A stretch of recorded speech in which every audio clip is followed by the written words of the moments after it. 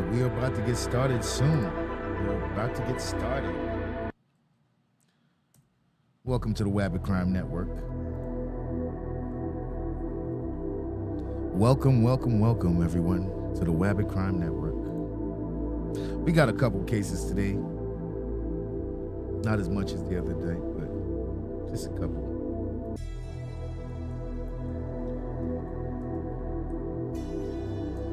Please hit that like button if you haven't already.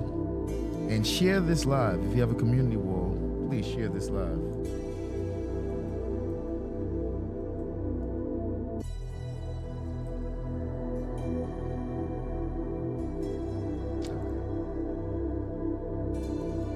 We are all set. Notifications are out. Notifications are out.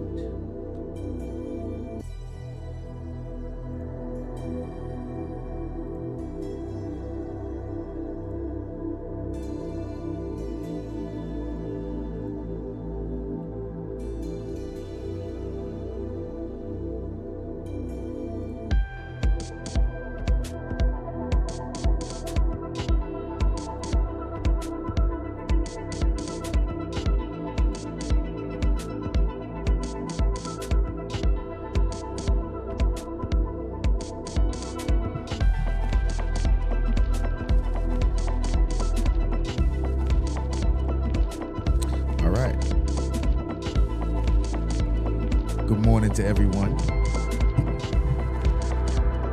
Good morning to everyone.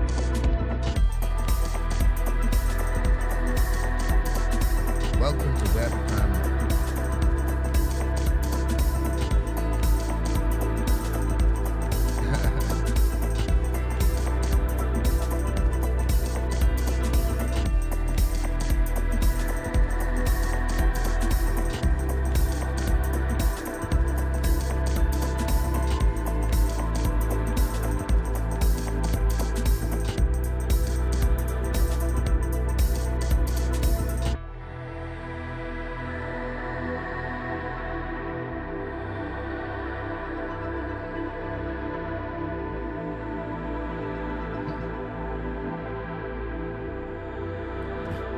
Yeah, I'm gonna need new intro music. I'm gonna definitely need new intro music. It's coming soon. It's coming soon. Shout out to all the great support, man. Shout out to all the great support.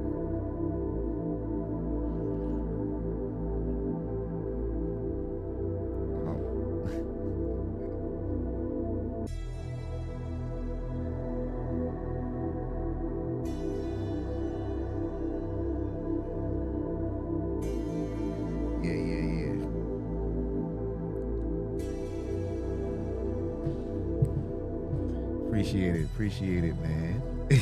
I look forward to it. Good morning, everybody. Good morning. And we are ready for Wabbit's Crime Network, Parole Hearing, Parole Board.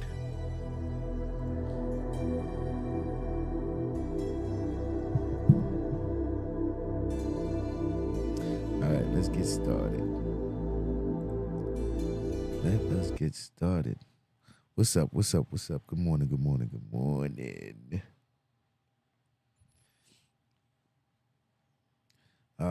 We're back again.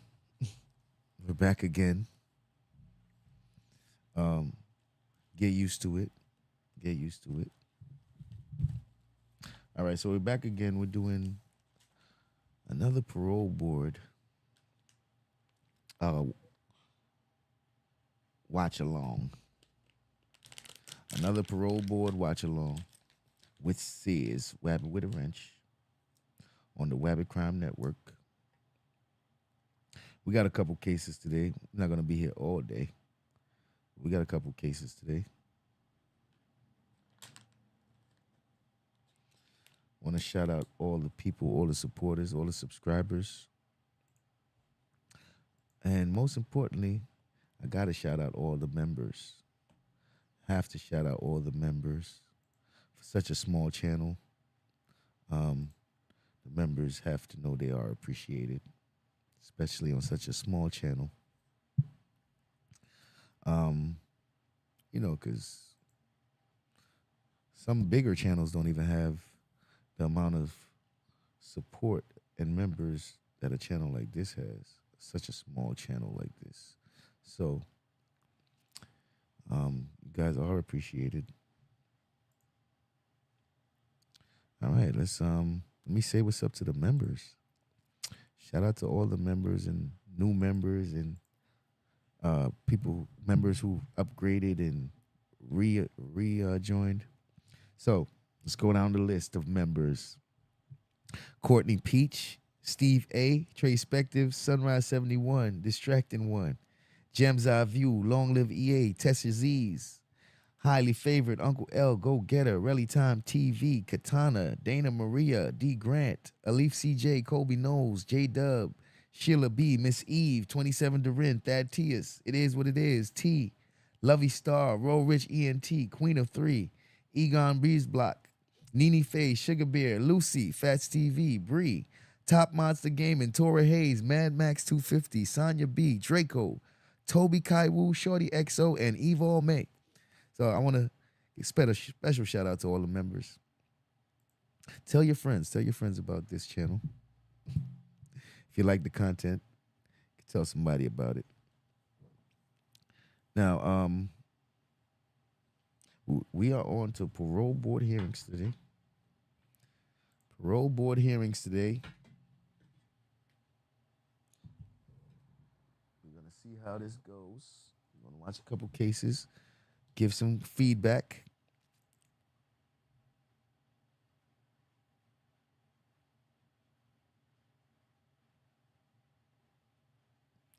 Give some feedback.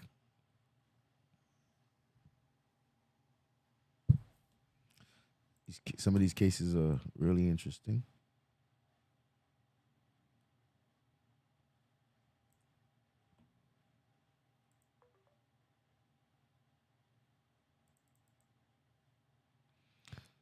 All right. So, without any further ado, let's get this on the road. How does this go, you say? Well, first of all, if you want to support this channel, you can support this channel through PayPal or Cash App at Wabbit Crime Network. There's also a donation link in the chat at the top of the chat. You can also super chat or join the membership. Many different ways to support this channel.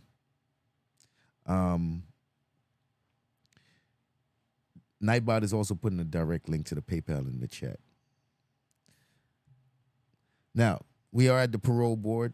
Inmates are up for parole. They're at the parole board for a hearing. The panel of judges will interview the inmate and then decide whether or not they will get parole. Before the judges vote, however, I will put a poll in the chat that allows the audience to vote on whether or not they think the judges will grant parole in this case. The poll will be in the chat for 3 minutes, and then I will end the poll, read the results, and then play the results of the judges to see if the judges and the audience were in line.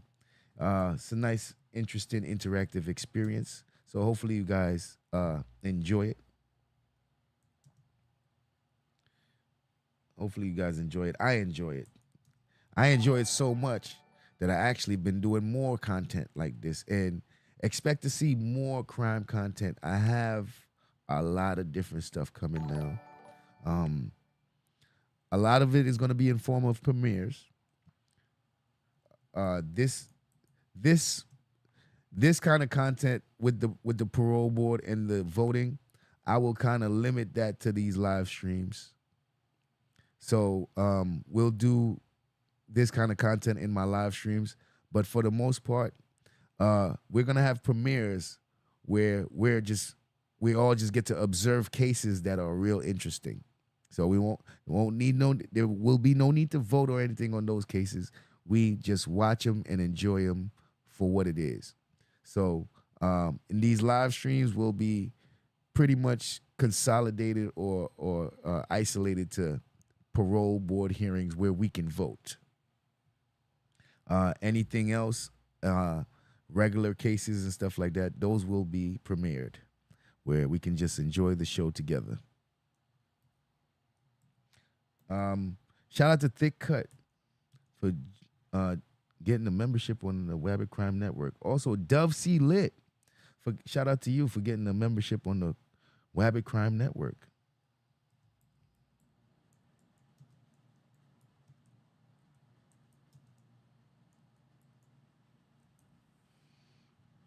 All right. So I'm gonna start it. I'm gonna start the video. I'm gonna be in the chat with you guys. We're gonna congregate and fellowship in the chat, and I will be back when it's time for the judges to vote. So I will see you guys in the chat, and let's get it started. Joseph Borno. Thank y'all very much. The time is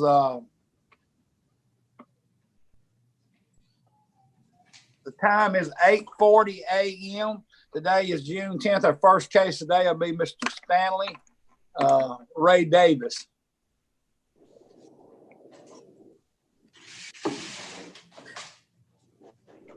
Hello, Mr. Stanley. How you doing, sir? Doing good. Can you hear us okay? Yes, sir. If you would, state your name and DLC number. My name is Stanley Davis, DOC number 234-394. Okay, you're a fifth offender, simple burglary, habitual offender. You were sentenced on 6/27/2012. You were sentenced to 15 years hard labor, be a second offender. Your parole date is 11/24/2015 and a good time of 8/28/2026 and a full term of 2/24/2027. Today on the panel will be Ms. Pearl Wise and Mr. Alvin Roche. We'll be asking you some questions today. We'll give you a chance to address the board, and the board will come back with its decision. At this time, Ms. Pearl Wise will be asking you some questions at this time. Good morning, Mr. Davis. Morning, ma'am. How's it going? Pretty good. Pretty good. All right. I see you got 300 days of programs. Tell us which programs meant the most to you. Really all three of them. You had 300 days of program. You only had 3 programs? Occasion raising and substance abuse was the best ones to me. Okay. All righty. What did you learn in substance abuse? For substance abuse, I learned about my addiction and by being around negative people, what can trigger my addiction, like alcohol, a few more things I learned in it. Okay, good. So what age did you start using? I was like about 44, 45. Okay, what did you use? Crack cocaine. That's unusual to start that late. How were you introduced to crack cocaine? Hanging around with a cousin of mine. Wow. Okay. Is this your only treatment you've had on this time that you've been down this time? This the only treatment you've had for your crack cocaine? Yes, ma'am. Because how old are you today? I'm 62. Yeah. Okay. Yeah. Do you remember what age you first got arrested?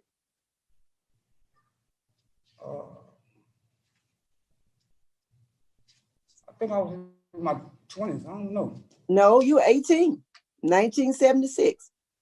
18. So from 18 to 62, you've been in this game. Are you tired yet? Yes, ma'am.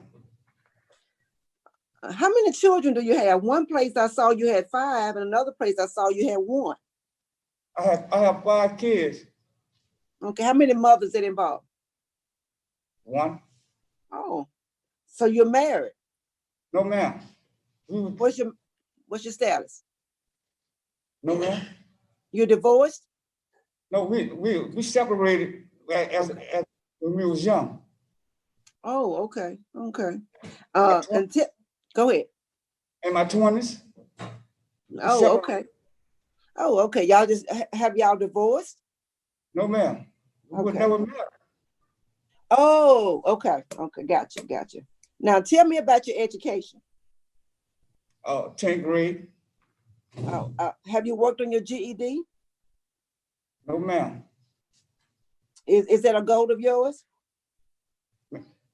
Could be. Okay, okay. I just really think I really think it should be.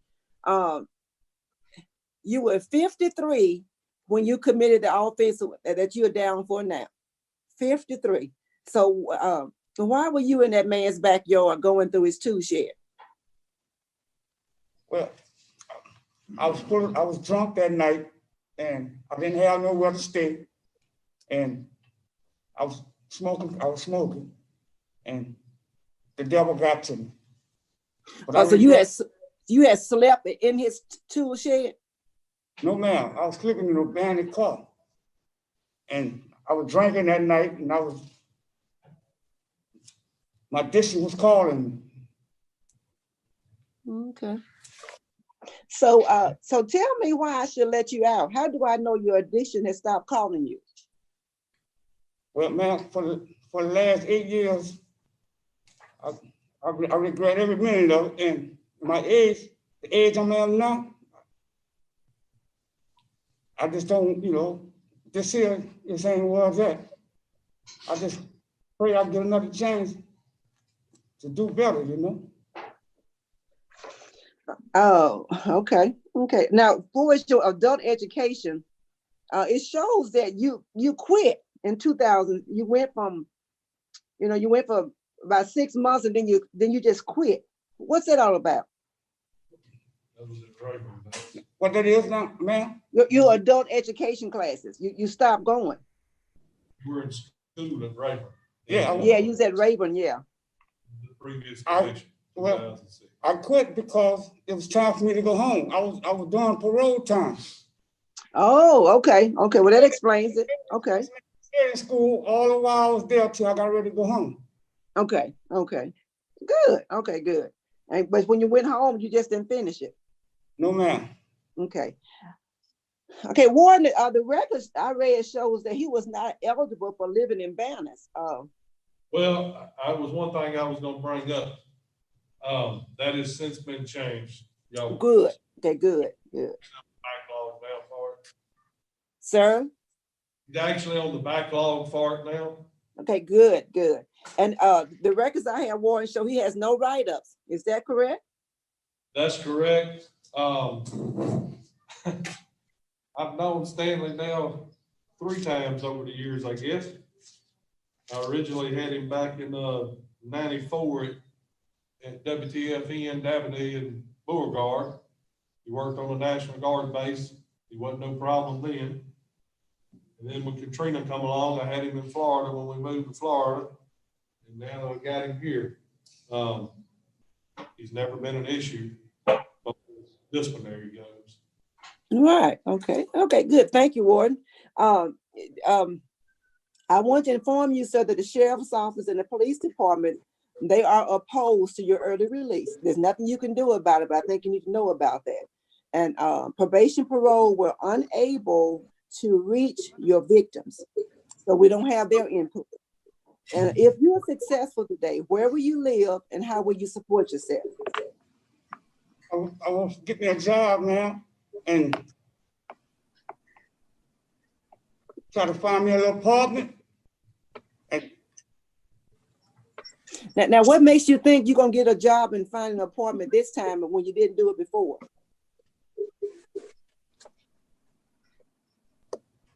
well, can I say something, man? Yes, please. Please say something. Like I was homeless. I didn't really have nowhere to stay. And I can't blame that on.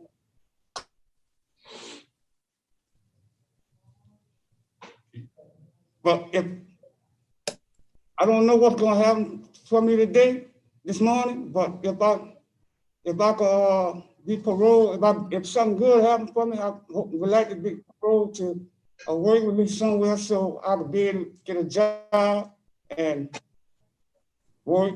Then when I get out, I could have something, be able to get me somewhere to stay and continue to work. Yes, sir. In looking at your record, you have a poor supervision record. You were revoked several times. You were revoked. And you completed Boo Walters back in 1997. But do you think, sir, that you really need intensive substance abuse treatment, or do you think you got it? I'm gonna be honest with you, man. I'm through with it. My age, I'm through with it. I don't want to die incarcerated. I'm just gonna be straight up. But in your words now, you said you know your addiction just came up on you. How you know it's not going to happen again? And if it does happen again, what are you going to do? I'm gonna get some help. But I just want another chance. I ain't gonna be around people that negative or bad company. And if I feel it's coming on me, I'm gonna try to get some help. Okay, that's all I had, Chairman. Okay, thank you. At this time, Mr. Alvin Roche, unmute your mic. You're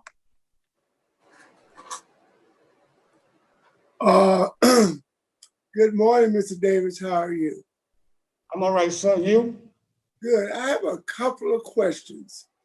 First of all, how come you do so well while you're incarcerated? One slave said he's never had any problems with you. He's been with you on 3 different occasions and no problems. How come you do so well, and then when you are allowed to be a free person, you turn back to stealing other people's property, possession of stolen property? He had 34 adult arrests. You do very poor supervision. Why is that? Hanging with the wrong people, sir. So what do you have to do? I had to do something positive for myself. Get work, stay around negative people. That's what gets me every time. I'll be doing good for a while until I start hanging around or running with the wrong person. Well, as Mr. Wise always says, you need to change your people, places, and things. I surely do, sir. Now, my second question is, how can a homeless man who's living in an abandoned car afford the drugs and alcohol? Doing the wrong thing. How can you afford it? You can't pay the rent on an apartment, but you can find money for alcohol and drugs while living in an abandoned car. A lot of panhandling around stores, asking people for. So you beg for money for alcohol and drugs, but you can't pay rent. That was back then, sir.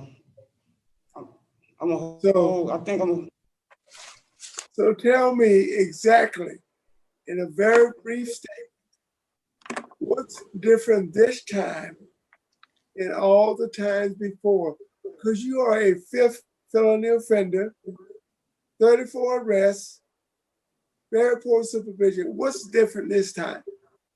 I'm tired, sir. I'm really tired. And I'm up in the age now. It's time for a change. And I mean it from the bottom of my heart. I got to. There's no other way. So right now, you don't have a place to live. Yes, sir. Do you realize if and when grant an early release, they will not release you until you get an approved residency plan? Yes, sir. Okay, Mr. Wise. Okay, at this time, Mr. Slays, anything you'd like to say on behalf of Mr. Davis? I wouldn't really have anything further to add than we don't have any issues with him here. Okay, Mr. Davis, Yes, sir. and the closing remarks, or anything you'd like to say before we vote?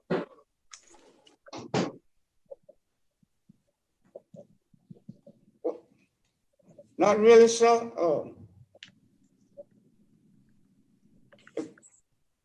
But I can say this: if I get another chance, I know I got to do better. No, Okay. I'm gonna do better. Thank you very much. At this time, the board's going to be voting, starting with Ms. Pearl. At this time, we are going to be voting. I hope y'all ready. Y'all got your magnifying glasses and everything. Y'all got your voting fingers ready. Timer has started. Poll is in the chat. Will the judges grant parole in this case? I say no. They could grant him the parole because he's an old. Well, you know what? I'll probably switch it. I'll say yes. I'll say they'll grant it to him, knowing that he's not gonna get out because he don't have a place to stay. So even if they grant it, he still got to meet those requirements before they let him out anyway. So I'm thinking they're gonna they'll probably grant it to him, knowing that he's not gonna get out. 8 years. To spend 8 years. Did he spend 8 years? I think he's been down 8 years. Man, I don't know. So if he's been down for that much time for that kind of crime, then maybe he might have learned his lesson. I think personally he needs drug treatment. At this age, he needs drug treatment. And if he doesn't get drug treatment, he's gonna be back in somebody's shed stealing some tools. So hopefully he learns his lesson. But the fact that he doesn't have no place to stay, it doesn't seem like he has no real support. Who's to know that this man won't get out, end up in these halfway houses, and end up right back on drugs again? Because that's the people that's in there. A lot of those people that's around those places and stuff, they're usually still into something somehow, somewhere. And you tend to find yourself right back into crime in those type of places. You tend to end up doing crime right in those places. So, you got to be careful with that.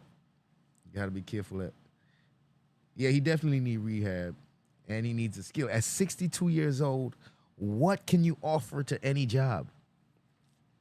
At 62 years old, what are you offering? You're going to need a desk job or something. You can't really do no labor work, nothing. Like, what can you do at 60-something years old with no real skills? You got to learn everything from scratch. Like, what did he do with his life for 50 years? 50 years. For the 50 years, minus the 12. So for the 50 years he's been living, what has he been doing? We got 25 seconds left. What in the world has he been doing? Yeah. I mean, wasting time. He's been wasting time. We got 10 seconds left on the clock. Get your votes in.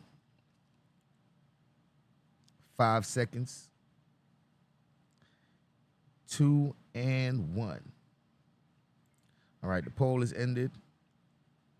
The poll is ended. We got 27 votes. Will the judges grant parole in this case? 77% said no, and 22% said yes. So the audience majority thinks he's not going home. He's not going to get granted. I think he will. I know he's not going home, but I think he's going to get granted. Let's see what the judges got to say. Judges? Wise. Mr. Davis, I am concerned, sir, for public safety and for your safety, because eventually you're going to rob the wrong place. Statistically speaking, that's what's going to happen. But because of the warden's comments, your good programs, a good institutional record, I'm going to take a chance on you. Yes, My ma'am. vote is to grant, but listen, after you complete Steve Hall, the long-term substance abuse program, I want you to sit on the front row and pay attention Yes, ma'am. so you can get some tools in your toolbox to fight your addiction, as you say, when it comes upon you. After you complete Steve Hall, and I'm gonna tell you up front, we heard yesterday, it may be 3 or 4 months before they can move you. So you still be, you still be doing some time. And your good time day is way off into 20 something, so 2025. So we have time. Yes, Because ma'am. if you're not sober, sir, nothing is going to end, or whatever you're playing is not going to come to fruition. After you complete the Steve Hall program, you need to follow their recommendations. They're going to tell you how many AA meetings you attend. They're going to tell you everything. They're going to tell you. Yes, ma'am. I want PNP to do random drug screens on you. That means that every time you report, they might ask you to give a screen. Report weekly for the first 4 weeks after you release. And if you don't have a job, you attend the day reporting center, and they will help you get all the services that you need. Yes, ma'am. And you'll be 62, so there may be some services with the Social Security Administration, but you're gonna need to be able to, be guided through that. I'm taking a chance on you, sir, but you got to get clean and sober. Yes, ma'am. I won't Good let you luck down. to you, sir. That is my vote. Mr. Roche. Mr. Wise, my vote is the same as Mrs. Wise with the same conditions.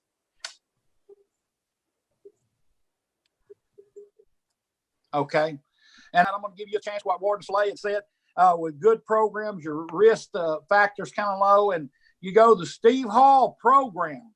And after the Steve Hall program, I'm going to set you up to do AA meetings 2 times a week, and also a curfew from 9 to 6 a.m. Okay? Yes, sir. Let me tell you something. The next time we see you, we want to see you slim and trim, not jumping no fences, change people, places, and things, and have a good time. Thank you. Yes, sir. Thank you. All right, that's it, Stan. Thank you, sir. All right. Good luck to you.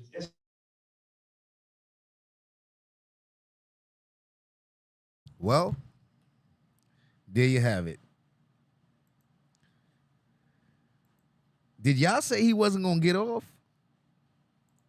Did y'all say that he wasn't gonna get off? Oh, y'all did. Y'all did. I told y'all. I told them too, bro. I told them too, man. You can't believe it. You got to pay attention to the details. The devil is in the details.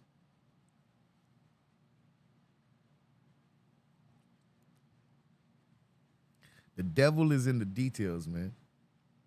The fact that they mentioned that even if they give him parole, that he still would have to be in there for a certain time until he gets certain things right. I said, you know what? That's enough for them to grant him parole. To me, I was like, yeah, that's enough for them to grant him, knowing that he gonna still have to spend some time in there. Why not grant it to him? Why not? He's not in there for a violent crime. He does need help. Their job is to try to help and rehabilitate people. So me understanding what the nature of their job is not to just lock people up. Their actual job is to help people and to try to help people be rehabilitated. And they have to make the decision whether or not they feel that the person is rehabilitated enough to be released. So in all reality, their job is really to help and not to harm. And they have to consider, is this person rehabilitated enough to enter back into society without creating harm for other people in society? Because it'll basically be on them. If they release this man and they make a bad judgment and release this man and he goes out and do a horrendous crime, guess whose conscience is on? It's on these people's conscience. So they have to be aware of, am I making a good decision that's going to affect people at large negatively, So they have to consider all those things, and you have to commend them, because this ain't an easy job. It's definitely not an easy job to do. So I definitely have to commend them for the job that they do. I don't know if I want to be the one sending people to jail and stuff and sending people back in. I don't know if I want to live with that. But it's a job that someone has to do. Someone got to do it. All right, so we're on to our next case. If you guys want to support this channel, you can support this channel through PayPal or Cash App at Wabbit Crime Network. There's a donation link at the top of the chat. There's also the super chat and memberships. Nightbot is also putting a direct link to the PayPal in the chat. All right, we are at a parole board meeting. An inmate is up for parole. They have the parole board with the judges. The judges will interview him, and the judges will decide whether or not they're going to grant parole. The judges will vote. Before the judges vote, I will pause the live stream. I will pause the video, and I will put a poll in the chat that will be there for 3 minutes where the audience will vote whether or not they think the judges will grant parole in this case. After the 3 minutes is up, I will read the audience results, and then I will play the judges' results to see if the judges and the audience were in line. Last vote, the majority of the people were not in line with the judges. The majority of the chat of the voters was not in line with the judges.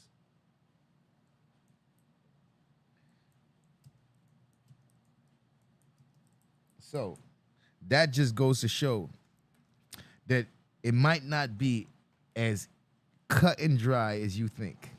Sometimes you might hear a case and automatically think, yeah, they're going to deny him. And then you might get surprised. So these cases are not as simple as some people might think it is to try. There's a lot of different things that has to be taken into account. So as we do more and more of these cases, we get a better understanding of how these procedures work. And we are becoming better and better and better at being judges and juries. Congratulations to the Wabbit Crime Network family. The Wabbit Crime family. All right, so I'll be in the chat until the judges are ready to vote. So here we go on to our next case.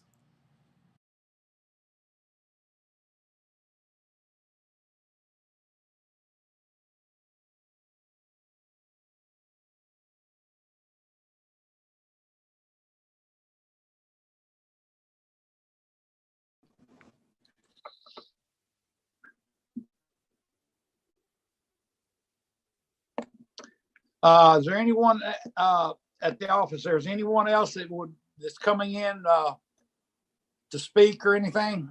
Are y'all waiting on anybody, or can we get started? Mr. Wise? Yes, ma'am. Okay, just to let you know, this is a case for Gerald Johnson, DOC number 630772. We have 5 people who are here in support. We have Heather Johnson. She'll be speaking, and she's the wife. We have Renee Saunier, Morgan Leger, Gerard Leger. They're the kids. And we have Glenn Daigle, who is a family friend. Okay. And they're all at one location. And then we have 3 victims who are also at one location. We have Mandy Miller. She'll be speaking. Larry Langley and Cindy Tunstall. Okay. All right.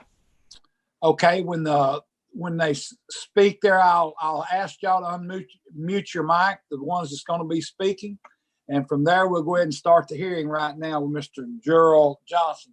Mr. Johnson, you would mute your mic. Get them to unmute your mic.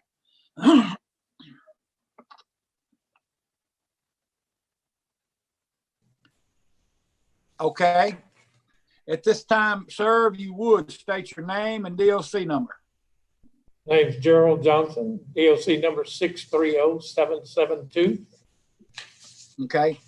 Mr. Johnson, you are a first offender in decent behavior with a juvenile. You were sentenced on February 9th, 2015 to 17 years hard labor with the Louisiana Department of Correction.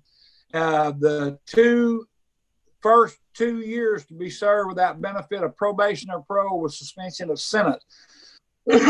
Your parole date is October the 3rd, 2020, and you're not eligible for a good time. Also, your full term date is February the 5th, 2023. On the panel today will be Mrs. Pearl Wise and also Mr. Alvin Roche will be on the panel today. And today, what we're going to do, we're going to be asking you some questions, give you a chance to address the board, and the board will come back with this decision. Also, we're going to ask the victim to speak and also someone to speak from the family to be speaking. And on Mr. Gerald Johnson today, Miss Pearl Wise will be asking you some questions today, okay? Okay. Mr. Wise. Yes, sir. Just want to make one correction. His full term date is actually February the 5th of 2032. It's February 5th of 32. Yes, sir. That's right. Okay. All right. All right, thank you.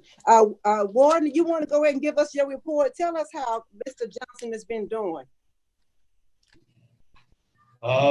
He has been here at this institution now for almost 4 years. In that time, he's had 0 disciplinary reports. He's been active in some programs, been very active in church. As far as inmates go, I mean, he's not an issue here at the institution. Okay, so okay, so you've been active in some programs. Can you tell me a little bit about those? He's participated, can't even talk today, in risk management, media work, and a Bible correspondence course. Thank you. Thank you, Warden. And what? Pre-release. All righty. All right, Mr. Johnson, good morning to you, sir. Good morning. How's it going? It's going okay. Going good. Hope it goes real good today. We gotta breathe. We gotta breathe. We gotta breathe. So you've served how many years of the 17-year sentence? 5.5. Right at 5.5. 5.5 of the Yes. 17-year sentence. Okay. And so it's my understanding that you've completed all phases of the sex offender treatment program. Yes, ma'am. All 4. I took the facilitators class too. So I Great. finished all 4. Okay. Tell me the top 3 things you learned in that program that you didn't know before. Well, I learned that whenever you hurt an individual, you don't hurt just that one. It ripples out and it hurts their family and your family also. Okay. Anything else? Ma'am. Is there anything Sorry. else? I want you to give me the top 3 things you learned. Well, I just learned that how things can happen, how they're, try to avoid the type of people you stay away from, people you should hang with, things of that nature, I guess. Oh, okay. All righty. Okay. All righty. And if you were successful today, where would you live and how would you support yourself? Well, I got a wife, 20 years, and I would be staying with her. She's got a nice substantial job with industries back home in Lake Charles. She's a supervisor out there. She's got a good job. Okay. All righty. Okay.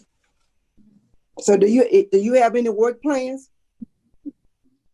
Yeah, I've got 5 people out there actually that will give me a job. I already told me that I have a job waiting if I want it. The one in particular, Mr. Glenn Daigle, that's a good friend of mine. He's already sent a letter in that he would put me to work if I need to be put to work. Okay. All right. I don't recall seeing the letter. Maybe my colleagues saw it. I don't recall seeing it. You had some medical concerns in 2016. How are you? How are you medically?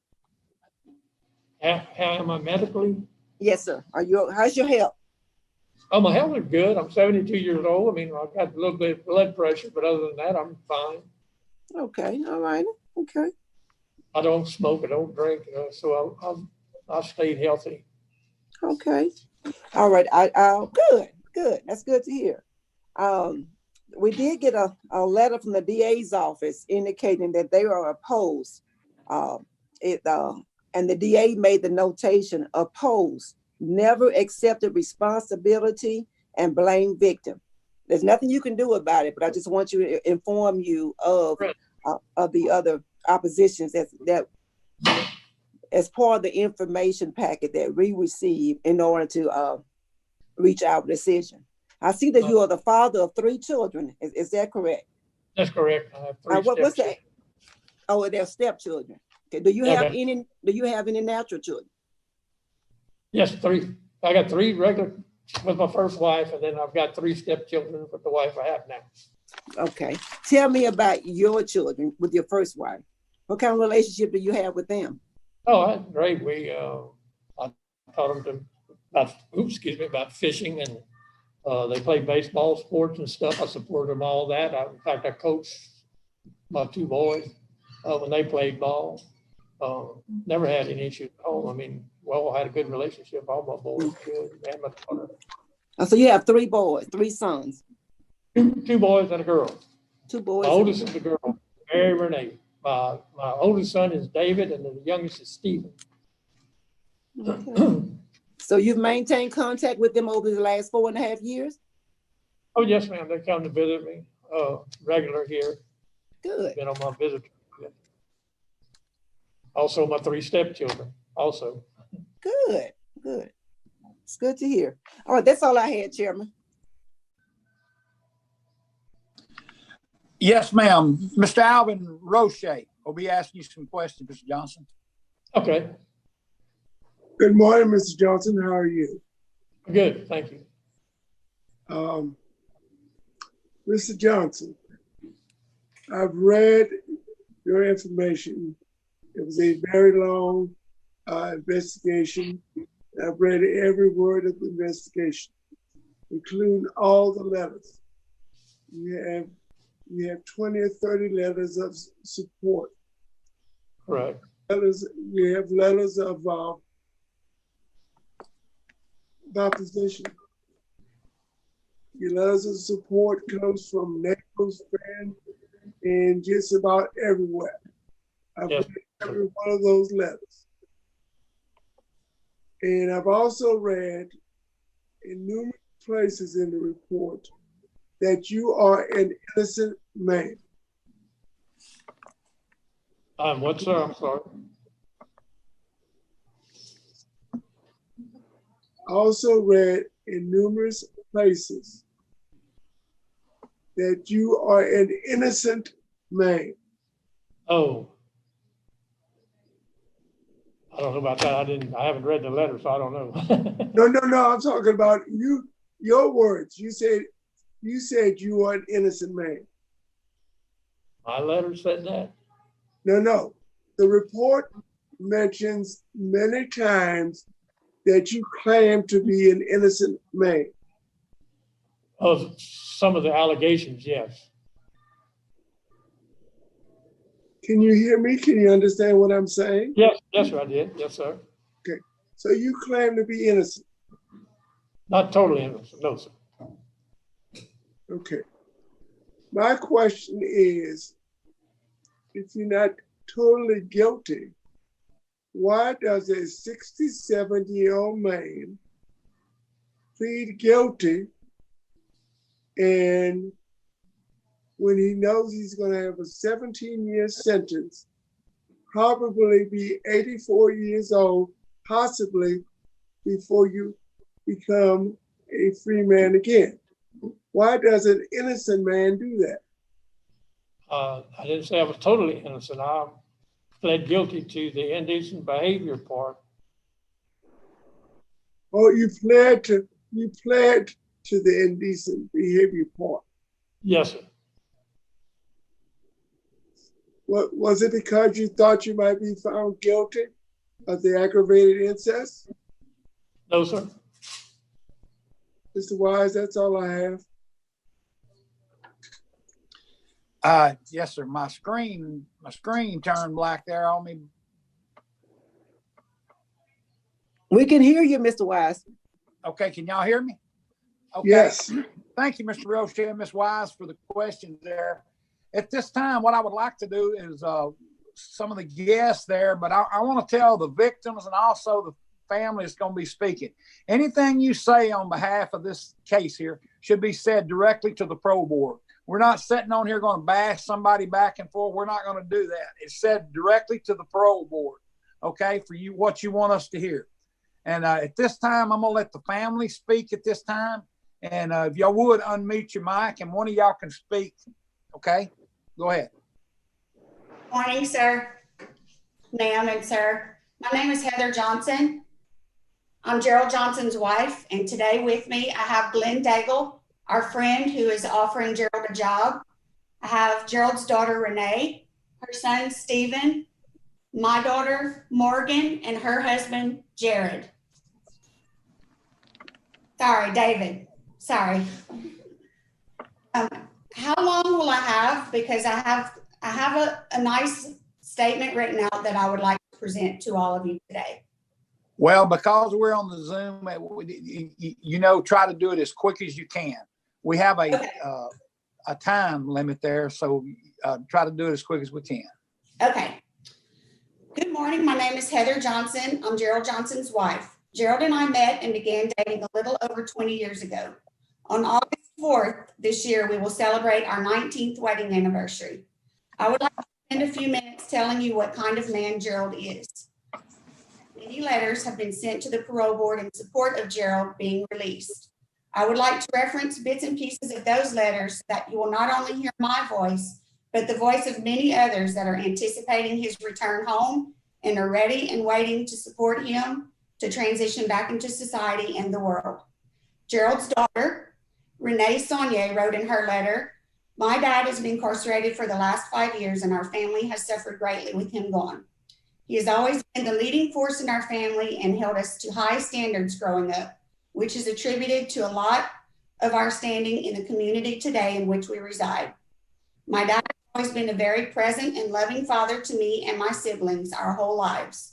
He brought us to church every Sunday and taught us the importance of faith and family, the importance and value of a hard day's work, being a part of your community, being humble, being thankful, and to always help those in need. He is well liked and respected in our community. Over 2 years ago, my dad made a mistake that greatly impacted someone's life. And since his incarceration, he has tried to right his wrong by making positive impacts every chance he gets at the facility he is at, by being a role model to all inmates he comes in contact with, which in turn has earned him the nickname Pops by his fellow inmates. He has enrolled in every class he could to better himself and will continue this if released. He goes to church and rosary every week. My dad has taken full responsibilities for his actions and has expressed great remorse for what happened and will continue to work on making amends with this release. My dad is not a threat to anyone or to himself. If he is released, he has strong ties and a lot of support from friends and family, and that should be considered a very important factor in granting parole. Morgan Leger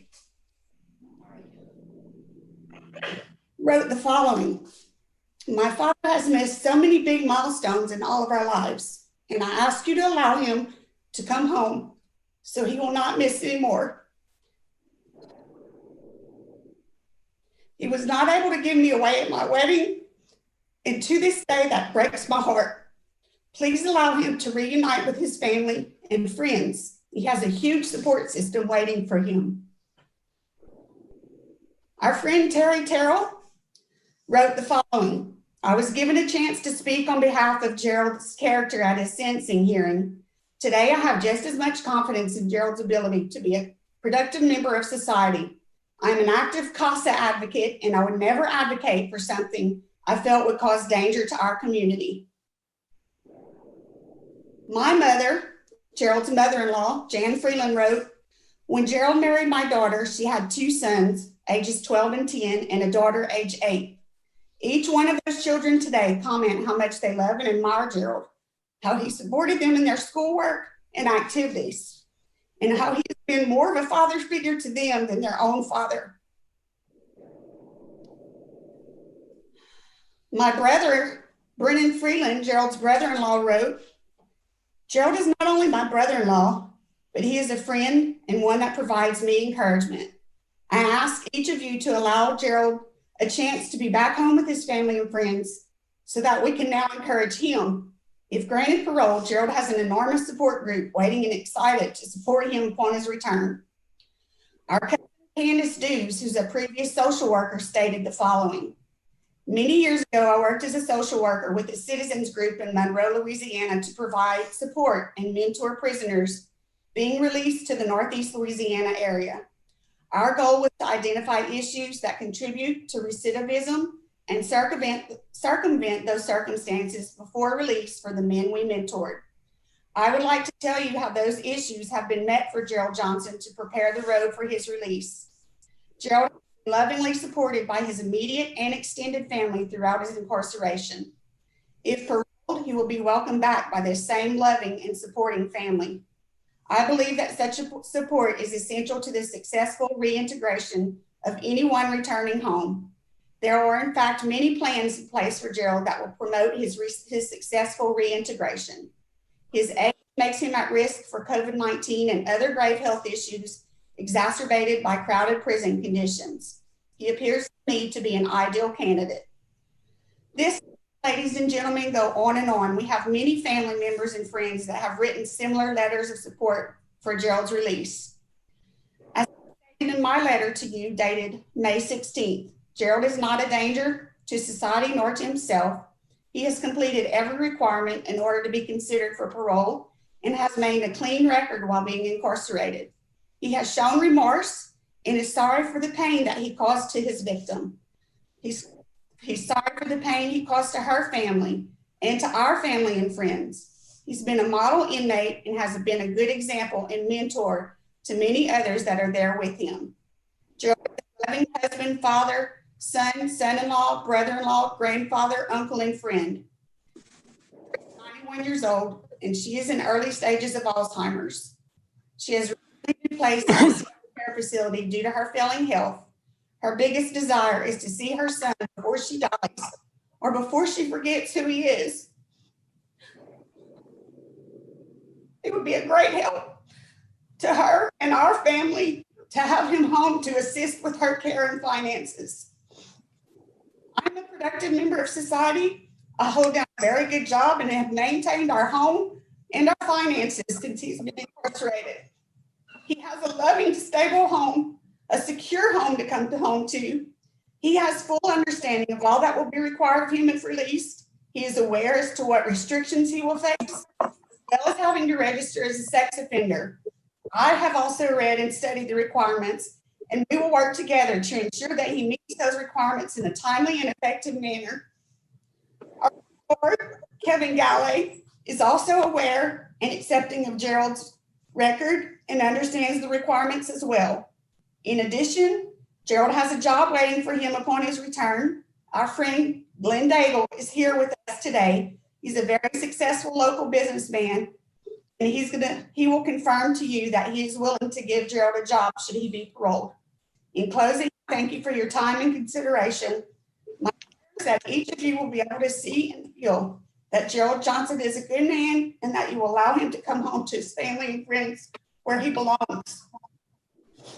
Thank you. I want to thank you very much for that speech. That was a great speech.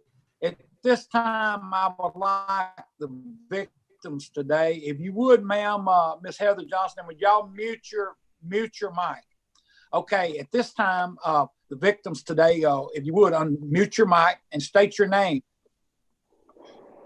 My name is Mandy Miller, and this is my dad, Larry Langley, and my aunt, Cindy Tunstall.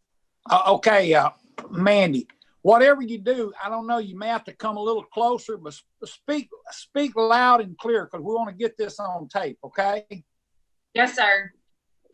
I know y'all all trying to get in the picture, but we need to get your, but if you would, go ahead with your statement. And remember what I said, anything you say it directly to the parole board. Thank you. Yes, sir. Since August 2010, I've been going through our justice system. That is how I spent my 27th birthday, giving a 3-hour-long statement to the detective. The detective said, "Are you sure you want to do this today?" And I replied with, "Yes, I want my justice." Gerald, you should feel lucky that our justice system is so pro-defendant, because if it were my way, you would be in Angola, where you deserve to live and die. I can't thank my family enough for all the support they have given me over the last 10 years. To understand how long we have been trying to get justice more fully, I need to go back to 1998. In October 1998, Gerald's daughter and my uncle had a child together. In the spring of 2000, I told my mother, stepfather, and grandmother, whom was Gerald's ex-wife, that Gerald sexually abused me from ages of 8 to 14. I told them I didn't want my friends to know what happened to me. And my mother and grandmother said, "Don't worry about it. No one will ever know." After I told my mother, grandmother, and stepfather what Gerald did to me, Gerald was talking and spreading rumors about my uncle because he and Gerald's daughter had a child together. My mother and grandmother found out what he was saying, and they had forced me to call Gerald's house and tell him to stop spreading rumors about my uncle, or I would call and report him to the cops for sexually abusing me. In July 2010, I went to my aunt's house in Texas with my dad for the weekend. This is a picture from that weekend. My aunt and I had stayed up late the night that we went to the Astros game because I wasn't feeling well. We were watching the news and they had an inmate getting the death penalty. I asked my aunt why they were doing that, and she told me because he was sexually abusing a child. And Gerald did that to me. And then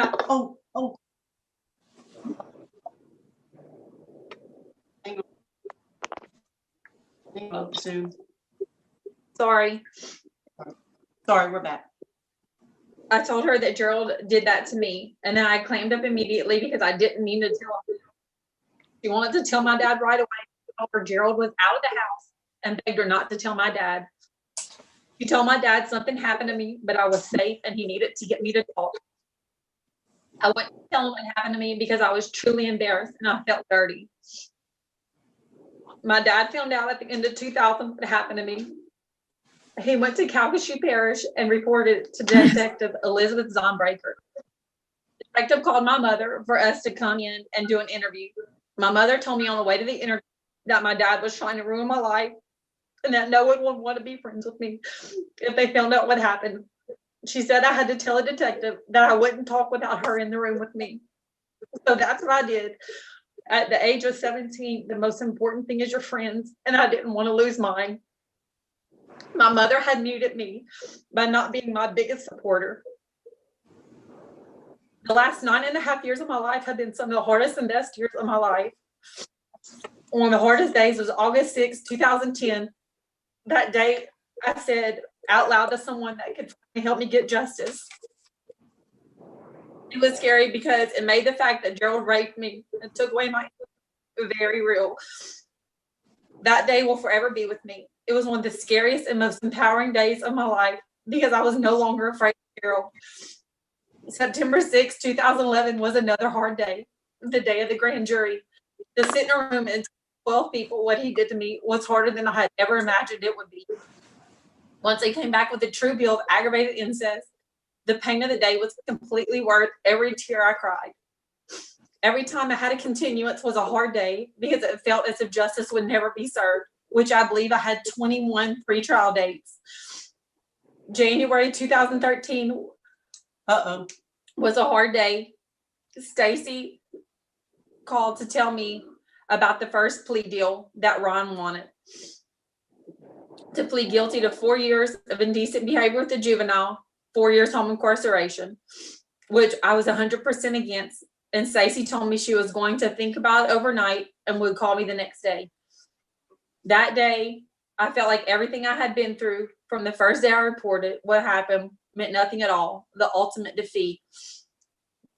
I felt as if all the pain and worry in I had put my family through was truly for nothing. I felt as if the DA's office was only concerned about the win. I begged Stacy, the prosecutor, for at least an hour not to accept the plea but it was no use. She knew I was extremely unhappy with the plea, so I had no other options but to put up the fight of my life. My family and I called every possible elected official and anyone we thought would help us to stop the DA. Every person we spoke to said the only hope we had was the media, and I never wanted my name out there as to what happened. January 22nd, 2013, I did 2 media interviews with KPLC and KATC. I never want anybody to know I was raped as a child, but I put myself out there to stop the worst type of injustice I could ever imagine. January 23rd, 2013 was one of the good days because I found out that the courthouse was shut down and the plea would not be accepted. November 17th of 2014 was one of the hard days in the morning and good after lunch. Ron was putting up a big fight that morning, which was Gerald's attorney. But I knew once the trial was going to start and the jury heard all the evidence that he was going to have a guilty verdict, that I knew for sure.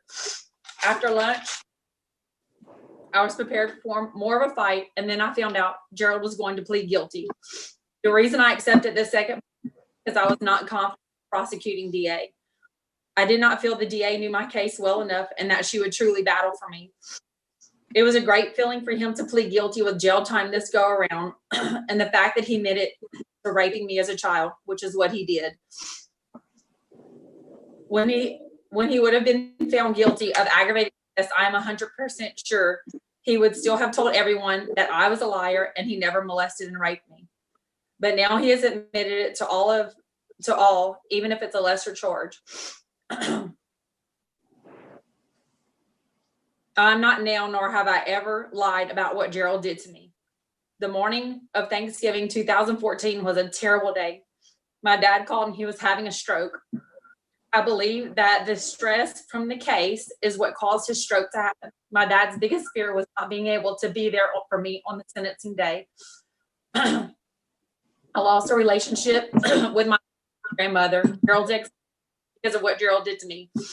They report Gerald raped me because they didn't want stigma. They were more concerned about themselves and how they would be perceived than my well-being. In April of 2015, I found out my mother had stage 4 kidney cancer. I was only able to help with the care of my sister, whom is 18 years younger than me, because Gerald was in prison. I truly believe in my heart, had I still been fighting for my justice, I would not have been able to help. Through my mother's short 4-month cancer battle, she began to see how much she had failed me as a mother, the person who should have protected her child. On her deathbed, she apologized for failing me as a mother and not seeing all the scene. I was able to forgive her and let her go away in peace because he is in prison. I have also missed out on some of my godchild's life because of this. I was not invited to her graduation because I believe she didn't want to feel she was putting anyone in an uncomfortable situation. I truly was hurt by missing out on this accomplishment in her life, but I understand how she was probably feeling. You began grooming me at a young age. You would tell me, if you tell anyone what I'm doing to you, I will tell them you are lying. I will tell them you're just mad because I wouldn't buy you something. Or your go-to favorite was, you're going to ruin the family if you ever tell. The first time you began sexually abusing me, I was 8 years old. I have no idea how an 8-year-old child can hold any sexual appeal. That is truly disgusting to me. You said, let me look at your baby doll's boobies, show me yours. Then it progressed to look at your baby dolls or your Barbie's tootie, show me yours. Do you remember when you taught me how to clean an uncircumcised penis on the wooden bench in the living room? I do. You told me how to pull back the skin and wash under it so that it would not smell. You showed me exactly what to do while you sat on the wooden bench in the living room and I sat on the floor in front of you. Or when my mother had me call you after the interview with Michael Jackson and Oprah Winfrey before he married Lisa Marie Presley. In the interview, Oprah asked Michael if he was a virgin and something in the interview about a period. I felt like that was the point in my abuse, that you were no longer nervous about my mother or grandmother realizing what you were doing to me. I felt like that was the first time I was truly alone, that my mother and grandmother didn't care about me. or when you told me what an orgasm was when I was 10 years old. You told me it would throb like after you finished playing and your heart was start beating really hard. Do you remember the first time you raped me? I do. It was a few months before I started my period, and I started at 10 and a half. It was daytime, and Ursula and Michelle were off doing their own thing. You called me into Ursula's room, and when I walked in, you shut and locked the door as soon as I walked in, and you told me to go sit on the bed. You had a porn on, the one with the blonde-haired girl sitting on the red couch, sticking those beads in her vagina.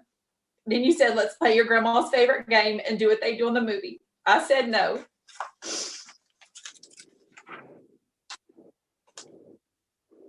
Then you sat down by me on the bed and started rubbing my breasts and my vagina. You put a towel under me.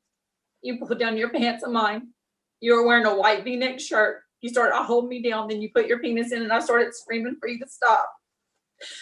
You just looked at me and you laughed with that monstrous smile on your face.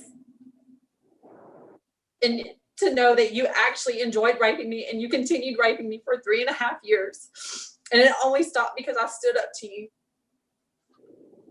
Do you remember riding horses at your uncle's property? I do. We were riding and you packed a lunch.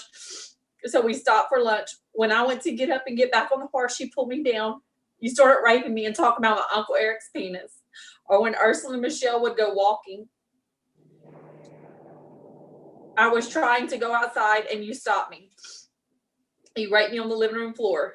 Or when Christy Lee was at you and Ursula's house, you and Ursula got in a big fight and she left. God only knows where she went. Michelle was doing her thing. When Ursula left, you made Christy and I tequila sunrises. It was her first time. It was her first time to ever drink. You went in the bed, and after you went to bed, Christy and I got good and drunk. Christy wanted to go skinny dipping, so I went and listened at your door, and you were snoring. So we went skinny dipping and walked outside, and you walked outside in only a towel, and you got in the pool. You got in the pool naked. You walked up behind Christy and rubbed her shoulders and put your penis on her butt, and she looked at you and said, "What the F are you doing, Gerald? Don't touch me." Then we got out of the pool and went in the house and went into the bedroom to get dressed. You walked into the bedroom and I was trying to get dressed. You told Christy to get out and you would help me get dressed. So Christy walked out. She came back in the room a few minutes later. You were laying on the bed next to me when Christy walked in the room with a porn on. She told you to get out now. I begged her not to tell, and she never did. How about the time you took me to the hotel room? It was nasty. It had a nasty orangish brown carpet and had a horrible smell, like a bar after it closes, like a nasty, musky odor. The bathroom floor was so. Okay, now we gotta speed it up there if you can, because we don't have so long on these meetings. One page left, I think. A little bit more. Yeah, Okay. we all read that page. We all got that in our file. We read over that page. Okay. Tell them how you feel about him getting out.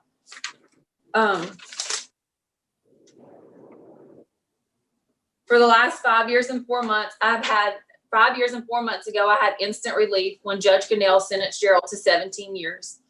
I feel like all the tears, heartache, trauma, nightmares and flashbacks, and the fighting that my family and I put forth since August 6, 2010 finally worth it. I don't feel like I have to worry about seeing Gerald in the stores anymore. I don't feel like I have to worry about my husband and dad running into him. I feel like my family has finally had some normal that we desperately needed and deserved. I have finally had peace knowing that Gerald is in prison and no longer allowed to live as a free, innocent person.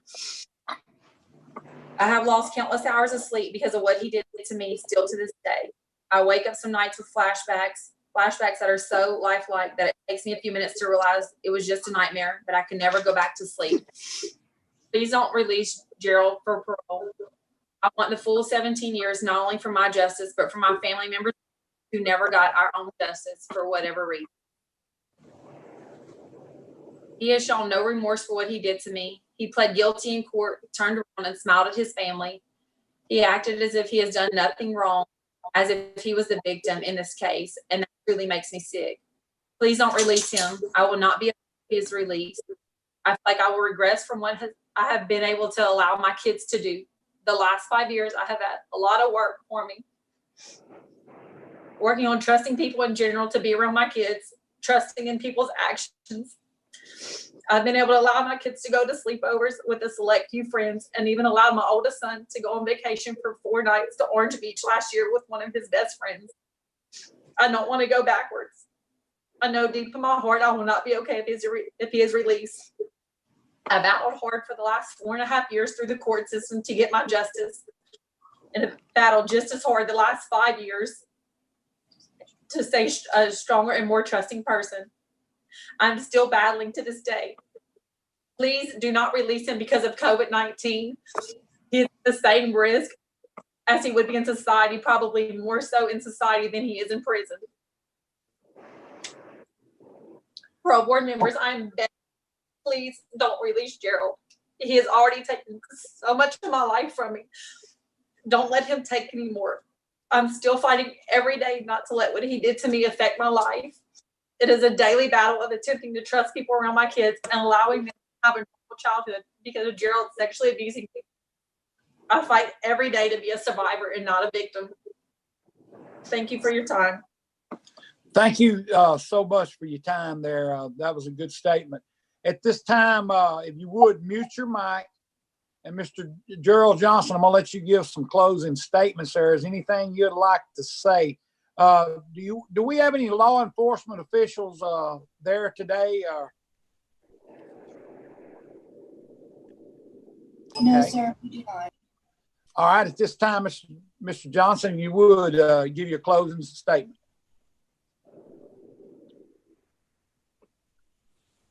Well, I wrote it down because I can't, my mind doesn't think very fast anymore. I've been incarcerated 5.5 years and have no write-ups during these times. I've been at RLC for over 3 years. I worked on the paint crew for 1.5 years and transferred to the light crew, which I volunteered for both, and I still hold the light crew job as of today. I never had a juvenile record or an adult record. I've worked hard every day of my life. I've never stopped bars on my way home. I've always went home to my family. This incident happened 25 years ago, a one-time thing, and it's haunted me mentally all these years. And but I do have a conscience. There has been no other incident before or after this one. I'm sorry for the pain, not only from Miller, but also from my family. Love kids.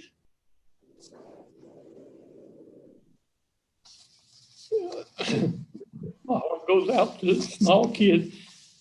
My wife and I volunteered with Glenn and Joe Daigle to raise money for St. Jude's. Our first year, we raised about $12,000. Our 8th and 9th year, both those years, we raised approximately $98,000 for those kids. Our trail ride stretched for over 3.5 miles, and Glenn and Joe Daigle took first place national with St. Jude, was flown up to Tennessee and received an award for that. And I plan to continue that if I ever get home. I have never done drugs and not an alcoholic. I have no anger issues. I've never even smoked a cigarette in my life. I'm 72 years old, retired businessman and family man at heart. I have a wonderful wife who stood by me every step of the way, visits me regularly every other week for the past 5.5 years. My daughter and sons and family have visited regularly too. They've all stood by me and they know the kind of person that I am. And especially my mom at 91. When I talk to her every day, she cries when I know when I'm coming home.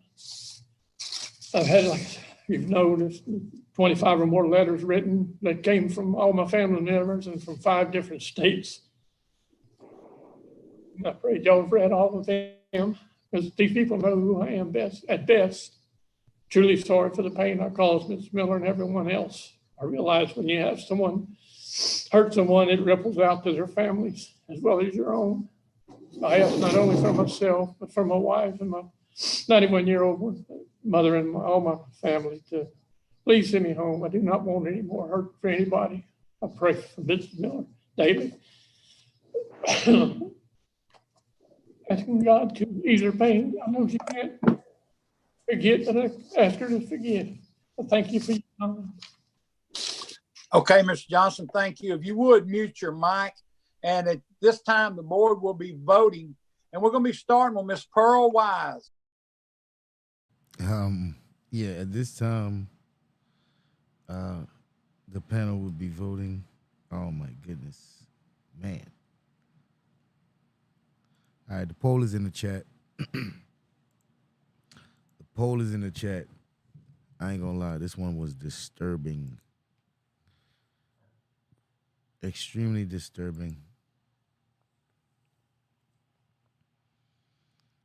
What kind of man? What kind of man? A 8-year-old, and you hear how disgusting this man was and how he manipulated a child using her dolls, saying things like, look at the breast on your dolls, let me see yours. What kind of man? So you telling me this is the only person he's done it with? You don't think he might have tried this type of stuff with his own daughters? Look at how the family turned on this woman for exposing this man. Look how the grandmother enabled and encouraged and told her to keep a secret. And look how the whole family was complicit in this action, and this man was able to do this. He literally had her like she was one of his girls. Anytime he feel like he can just come in and do what he wants and have his way with her. How is this allowed to happen? And you know, this, the mother is okay with it. Most likely it probably happened to her. You know, this family must have a lot of skeletons in their closet.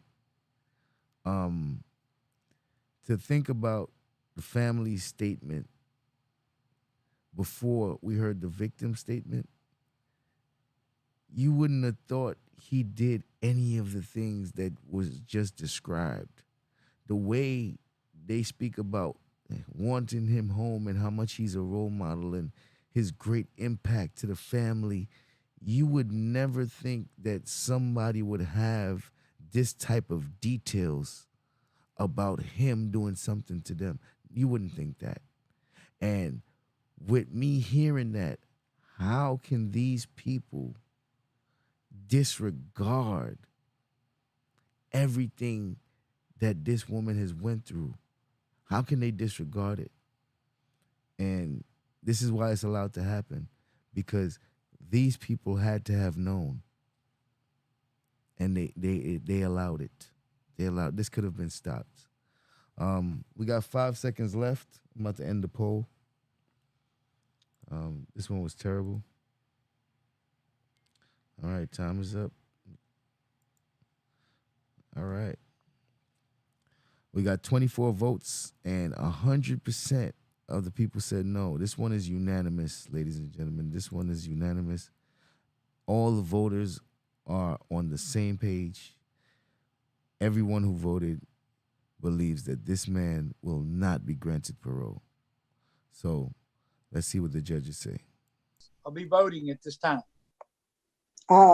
My vote today is to deny parole because of victim opposition, law enforcement opposition, and according to the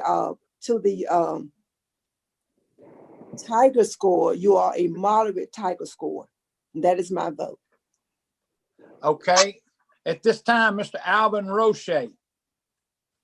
Mr. Johnson, this is one of the most important decisions I've made in 4.5 years on this committee on parole.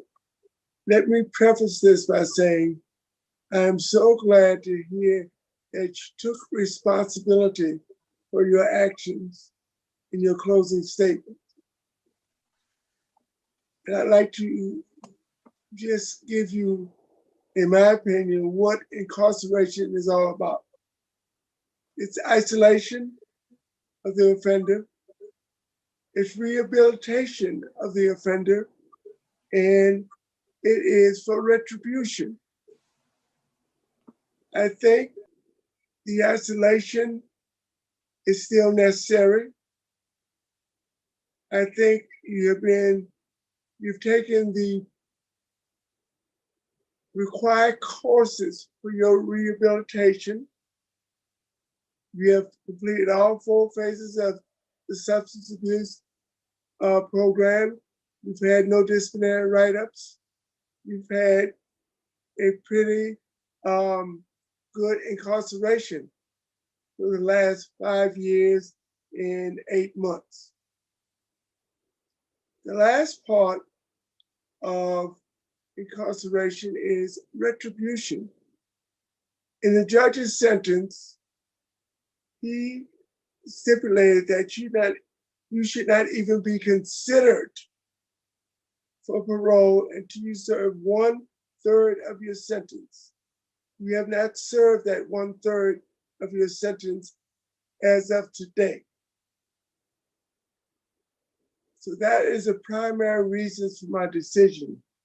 The secondary reasons are we have adamant opposition from the victim's family.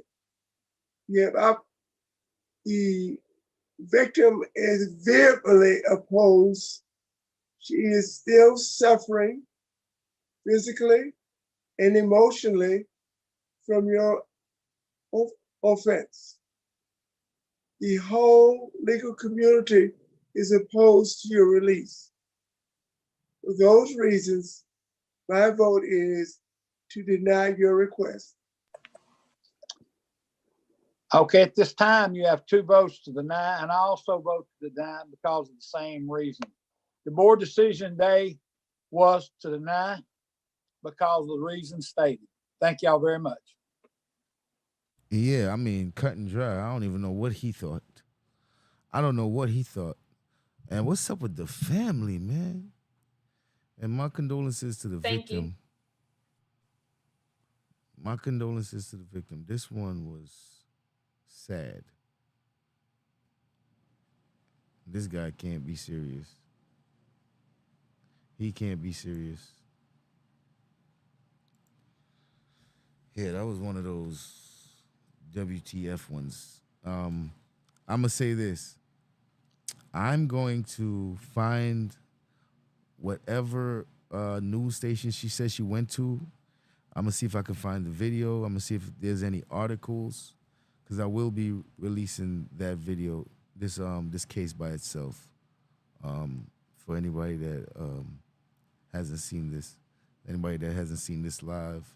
That is a very interesting case that I want to do a little bit more research into and put it all together in one video. So look out for the premiere of that, so y'all can get the full story. Because this one, no. All right, we're on to the next one.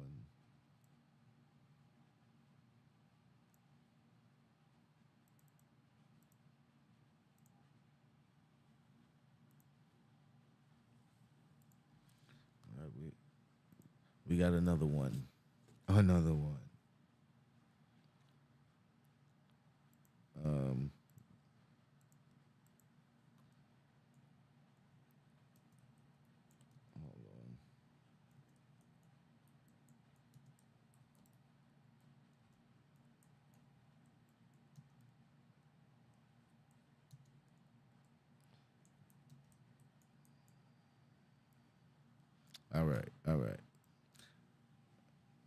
All right, here we go.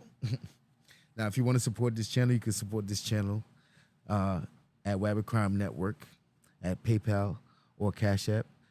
You can hit the donation link at the top of the chat. You can hit the super chat, or you can join the membership. Also, Nightbot is putting a direct link to the PayPal in the chat. Here we go. We are at a parole board membership. We are at a parole board hearing. Inmate is up for parole. The panel of judges are going to decide whether or not they're going to grant him parole after an interview. Before the judges make their decision, I will put a poll in the chat for 3 minutes to see if the audience thinks the judges will grant or deny parole. After the 3 minutes is up, I will end the poll and read the results, and then I will play the judges' results to see if the audience and the judges were in line. Until then, I'll be in the chat, so I'll be back when the judges are ready to vote.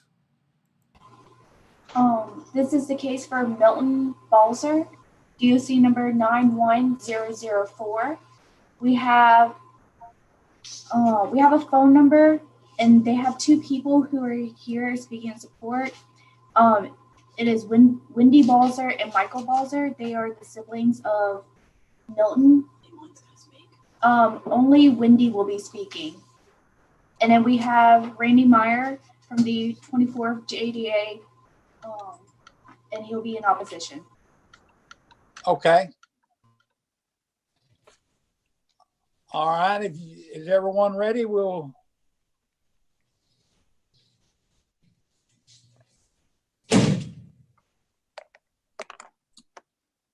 Okay, if you would, sir, state your name and DOC number.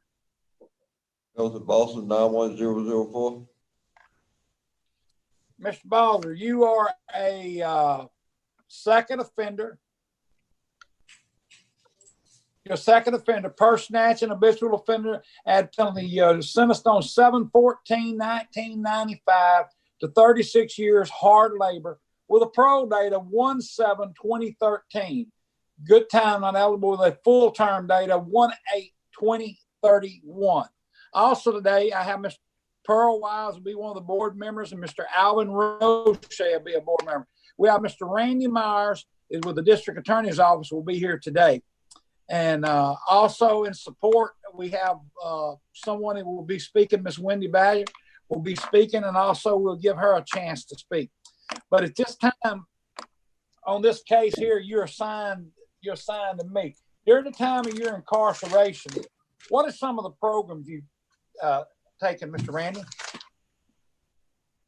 I took substance abuse, anger management, living in balance, pre-release. I'm involved in a prior program, and I already have my GED. Mr. Milton, how many disciplinaries do you have? I'm not sure, but I think about 80 something. What about 101? Would that be close? Would that be real close? 101? Yes, sir. Okay, you got your GED back in 1981. And also, I had a thing here. You had 10 disciplinary write-ups in 2017, and you had 2 in 2018. So it looked like to me you was turning the curve. You hadn't had any more write-ups since then. But your full-term date is in 2031. What is your occupation? What do you do for a living? Body offender, carpenter. I worked at Avondale Shipyard, a welder, and I do a little mechanic work.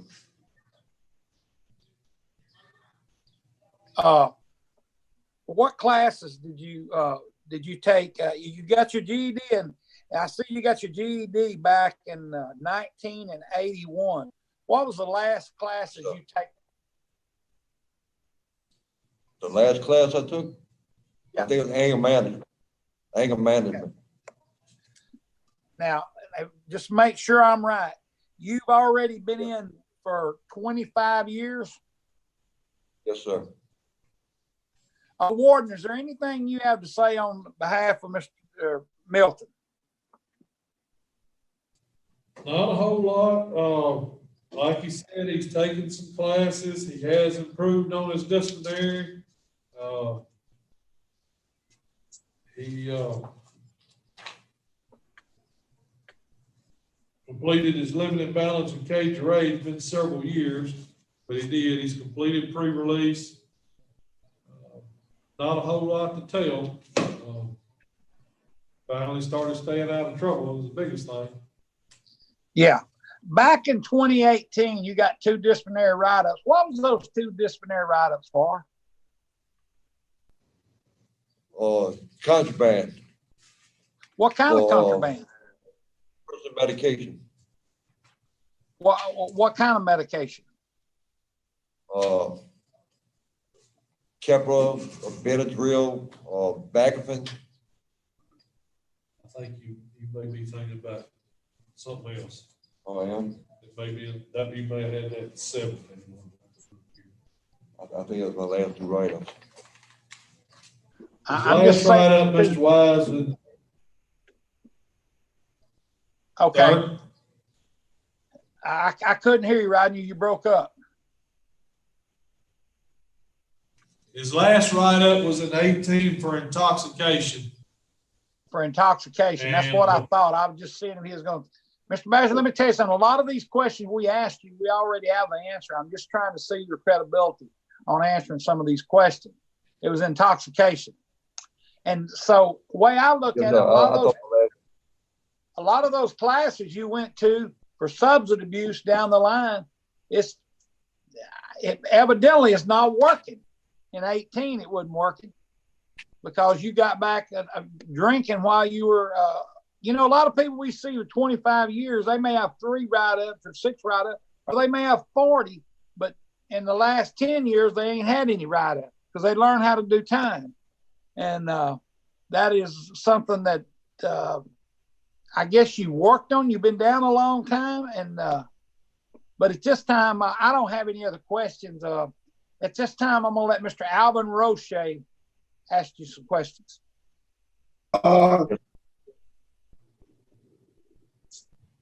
Good morning. Good morning.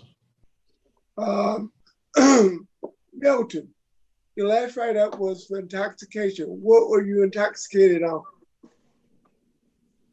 Well, I believe the correct term is mojo.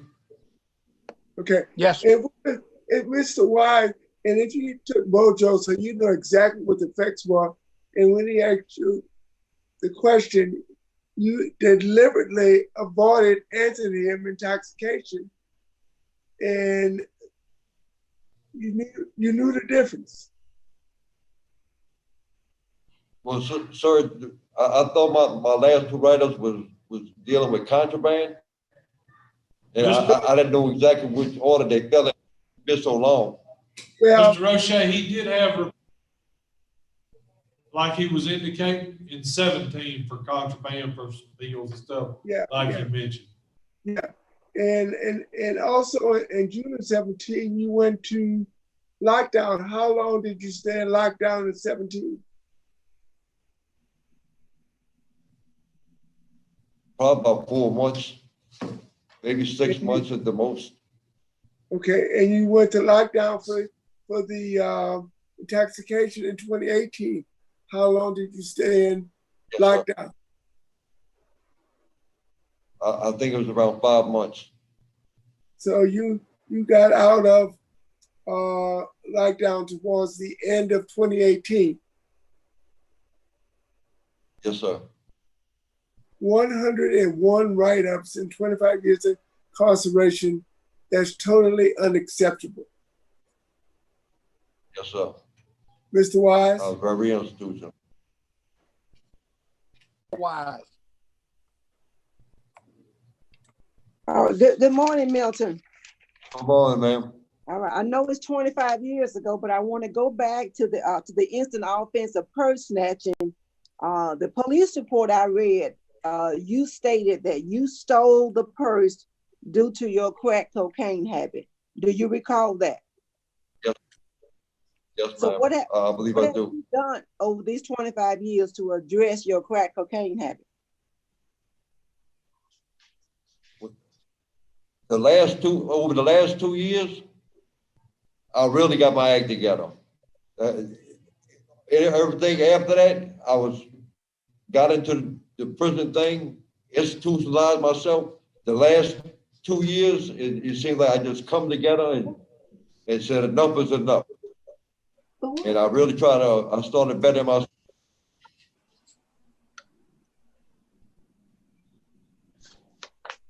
Okay. She's writing it down now. Well, you should. I think you got it under her name for a while. Yeah, I think it is in your office. Because I think. Okay. But you haven't had living in balance 1 or 2. You haven't done neither one of those, right? Yes, ma'am. I've done living in balance. I'm sorry. I did see where you did living in balance, but I don't know if you done 1 or two, or have you done both of them? I saw one certificate and it didn't state which one you did. Yeah. Yeah, that's fine. And it could have changed since the time you've been incarcerated. It might have changed the living in balance 1 and living in balance 2 since you took it, because it was quite a while ago that you did. And I do want to inform you, as a part of this process, we reach out to the law enforcement community to get their opinion.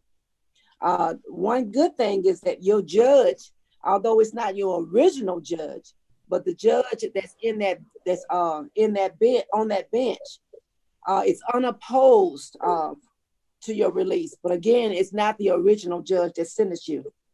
And the sheriff's office has a blanket opposition, and the DA will be speaking in just a minute.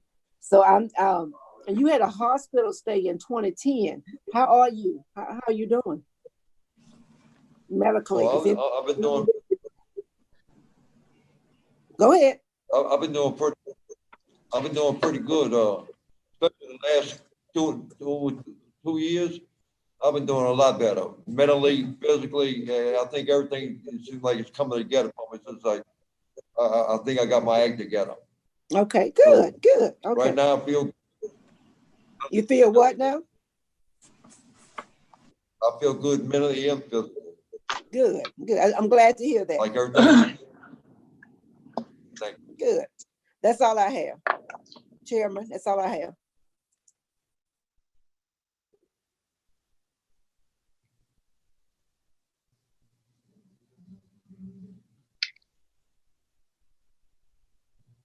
Mr. Wise, you're muted. Mr. Myers, if you would unmute your mic and give your statement.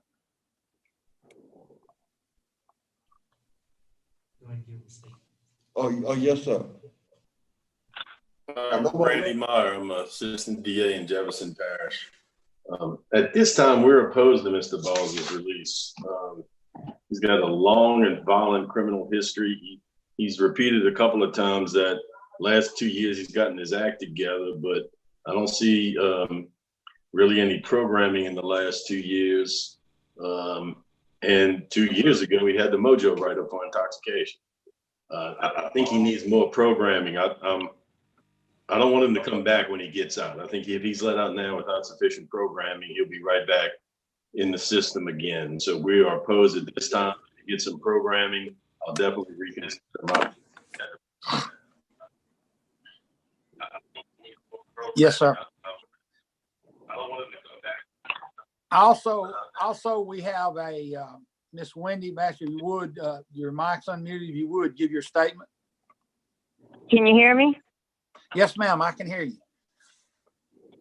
Yes, sir. I have Mr. Ben Smith with the 712 Plus program. Is willing to help his brother when he gets out of prison with his rehabilitation and to go to rehab and stuff like that. I have his phone number if y'all want to call him. He sent in a work letter. Said he's going to get him a job when he gets out. He has a job for him. Okay. We got Mr. Ben Smith's number. It's 504-237-8161. Yes, ma'am. This was a 72-hour plus program on, I think, Perdido Street in New Orleans. Yes, ma'am. Anything else you'd like to say on behalf of Mr. Milton? Well, I have, he's going to come stay with me. I've been living here for 6 years, and my little brother stays in Slidell, and he works as a mechanic, and he can give him work over there, too, where he works at. So he's got, 2 jobs. One when he gets out. Yes, ma'am.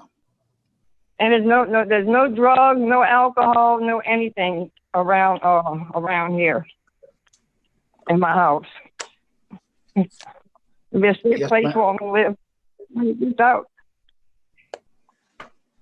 Okay, thank you very much. At this time, Mr. Milton, we're going to give you a chance to close out today before we vote. Yes, sir. If you would, mute Miss Basher.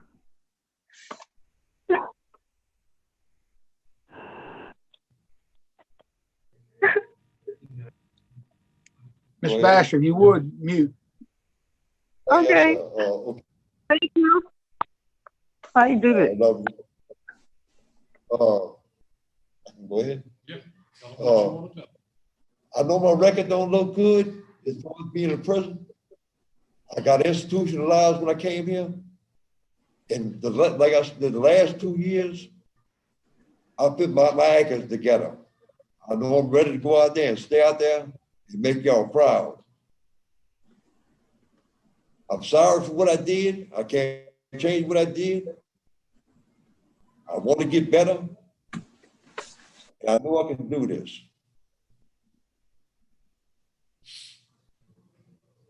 That's all I really got to say. And I hope I get the chance to live and prove myself.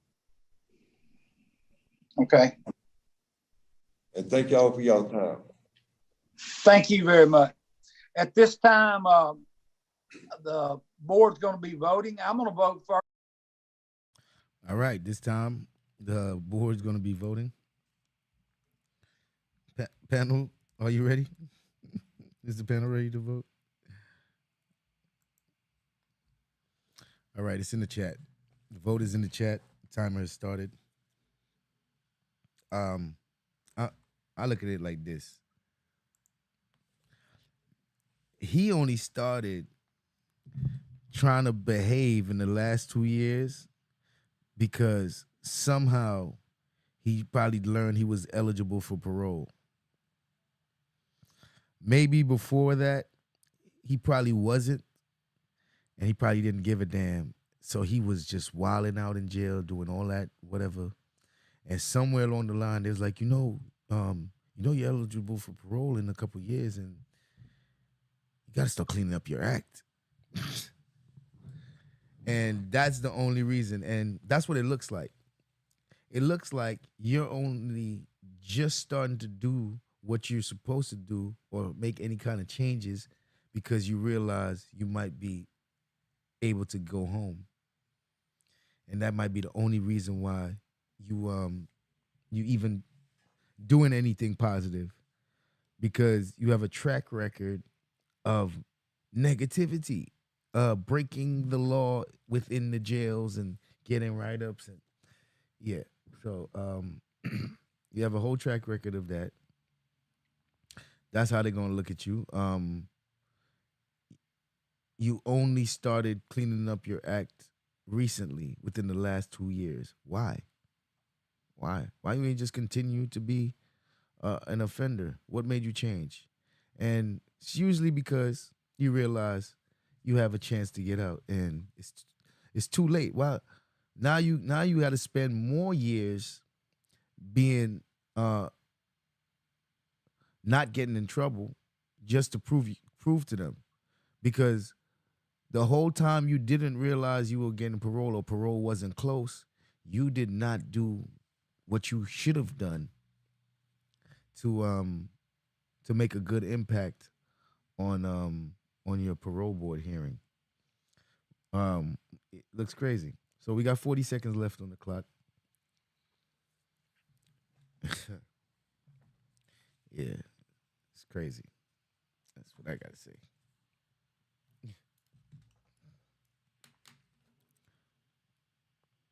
25 seconds left.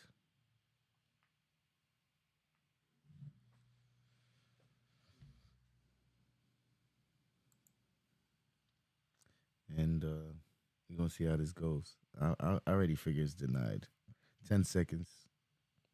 I already figure it's denied. 3, 2, and 1. All right, the poll is ended. We got 23 votes. Will the judges grant parole in this case? 100% said no. 100% said no. So the voters are unanimous in this one. Let's see what the judges say. First, because you was assigned to me. Today, I'm gonna vote to deny. I'm voting to deny today because of the disciplinary write-ups you had in 18. I know it's been a long time. You took a lot of program, then you come back and got into.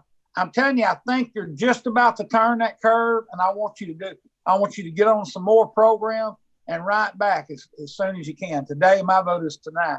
At this time, be voting Mr. Alvin Roche.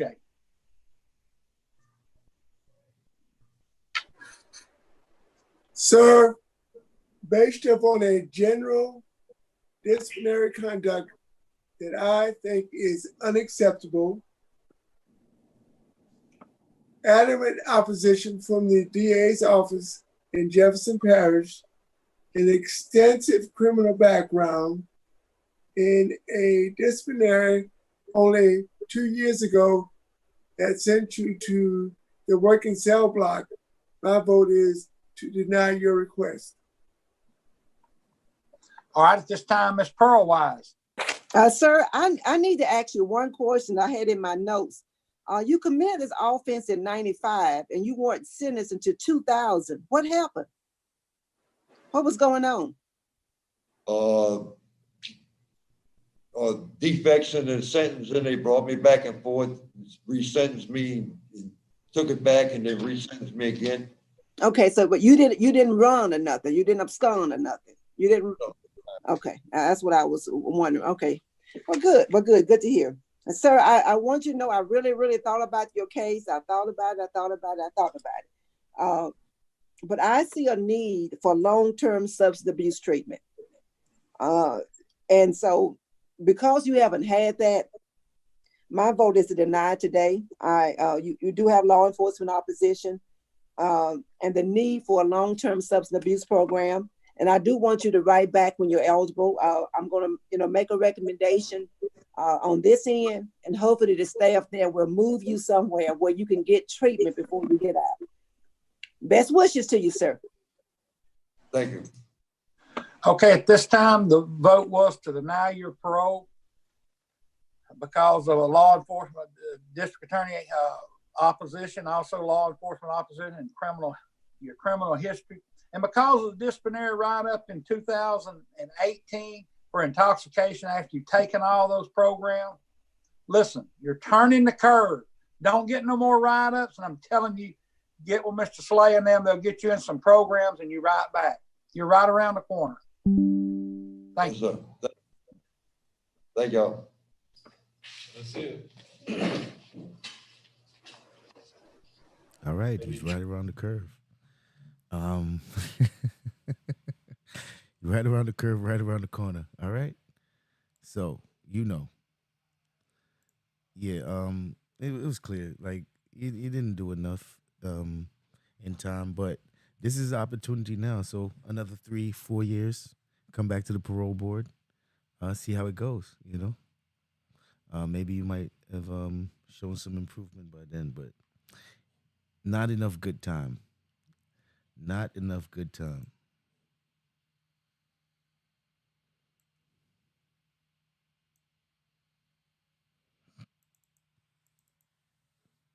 All right. On to the next one.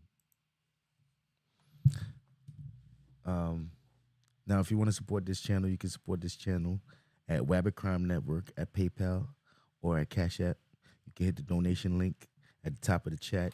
You can join the membership. You can hit the super chat. And also, Nightbot puts a link directly to the PayPal in the chat. We are at a parole board hearing where the judges are going to decide whether they're going to grant an inmate parole or not after they hear the interview. Before the judges make their vote, I will pause the video and put a poll in the chat for the audience to vote on whether or not they think the judges will grant parole in this case or not. And then after 3 minutes, I will end the poll. And then I will read the results. Then I'll play the judges' results and see if the audience was in line with the judges. Until then, I'll be in the chat with everybody else.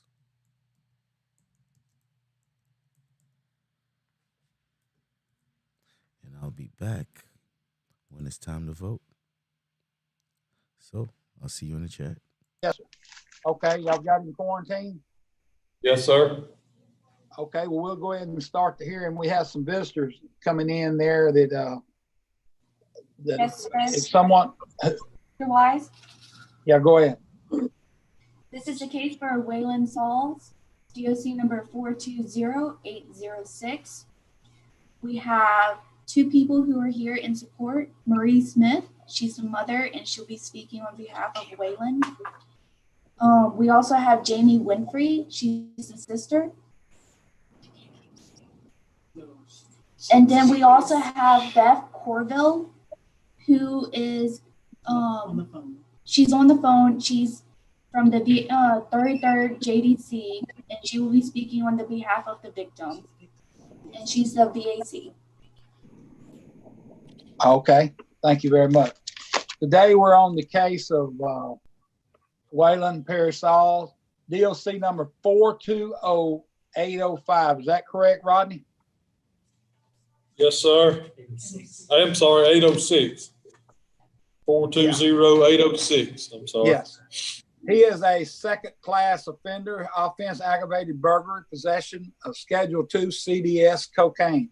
He was sentenced on 6/27/2013 aggravated burglary and 2/29/2016 possession of Schedule II CDS cocaine.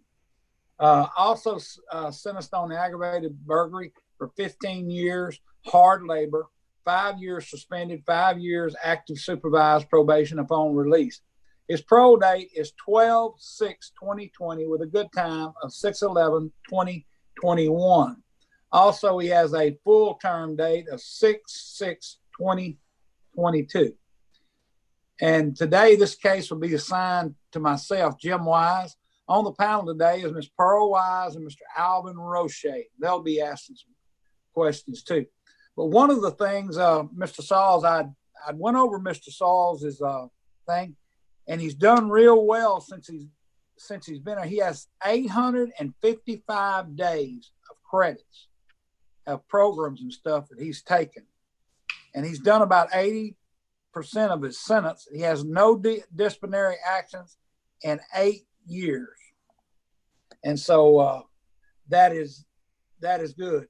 And one of the reasons we're not going to be able to talk to him today, and I'll let the warden speak on his behalf there. And warden, can you tell us on the record why the reason that he can't speak to us today? He's housed in a quarantine dorm at this time. They're not being let out at this time due to the COVID. Due to the COVID-19. Did y'all have a recording of him or anything? Someone said they had a recording. Yes, sir. It was sent in. When did they send it? It was sent Monday to Taylor Green.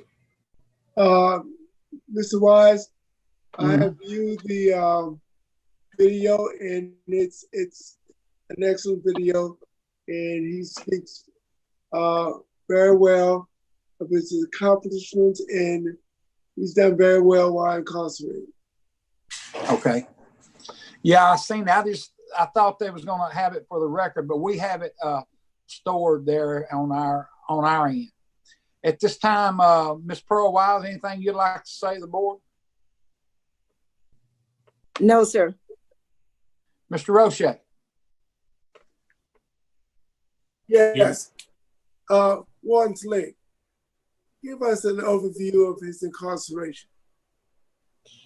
Well, as far as inmates go, he's about as all you could ask for. As you indicated earlier, or Mr. Wise did, in 8 years, he's had no write-ups. He's, I was looking at the list, Lord, he's taken lots and lots and lots of classes and programs. He's gotten a degree from Ashland University, associate's degree while he's been here. He's a GED tutor. He's taken the auto body class in the VOTEC. Looks like he is active in our church program as well. Sounds like a model prison. Yeah, if I had 1,800 more like him, I'd be doing good. Thank you, Warden. Okay, thank you, Mr. Roche. Also, we have a guest that would like to speak on his behalf. If you would, unmute your mic and give us your statement.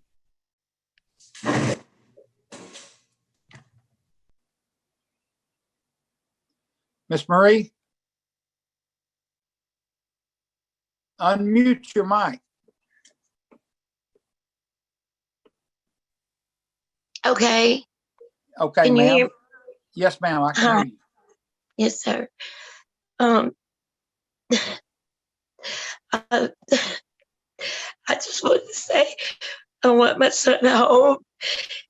He messed up, but what y'all seeing him do in there, that's how Perry Whalen really is. He is a very good person.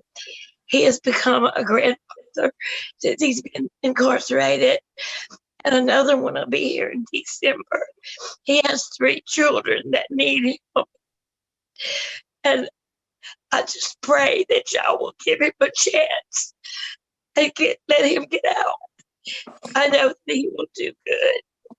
He is an awesome person. He really is. And what you see there in prison, that's the true Perry, the true Whalen. That's the true Whalen. Thank you. Okay, ma'am. Thank you very much. If you would, mute your mic. Yes, sir. And at this time, we have someone with the district attorney's office there today. If you would unmute your mic and state your name for the record.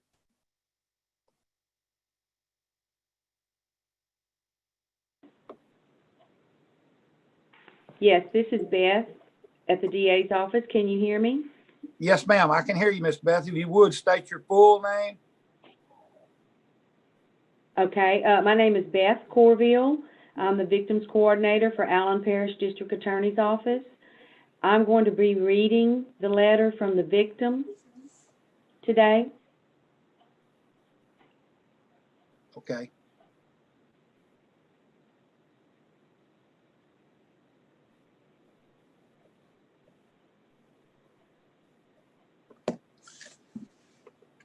Okay, go ahead. All right. Thank you.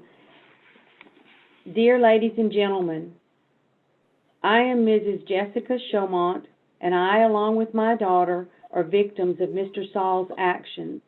I am writing this letter in opposition to an early release of Whalen Perry Sauls. His family usually calls him Perry, and that is how I will refer to him in this letter. I ask that the victims coordinator, Miss Beth, read my letter to you, as I could not emotionally handle knowing that he could hear me.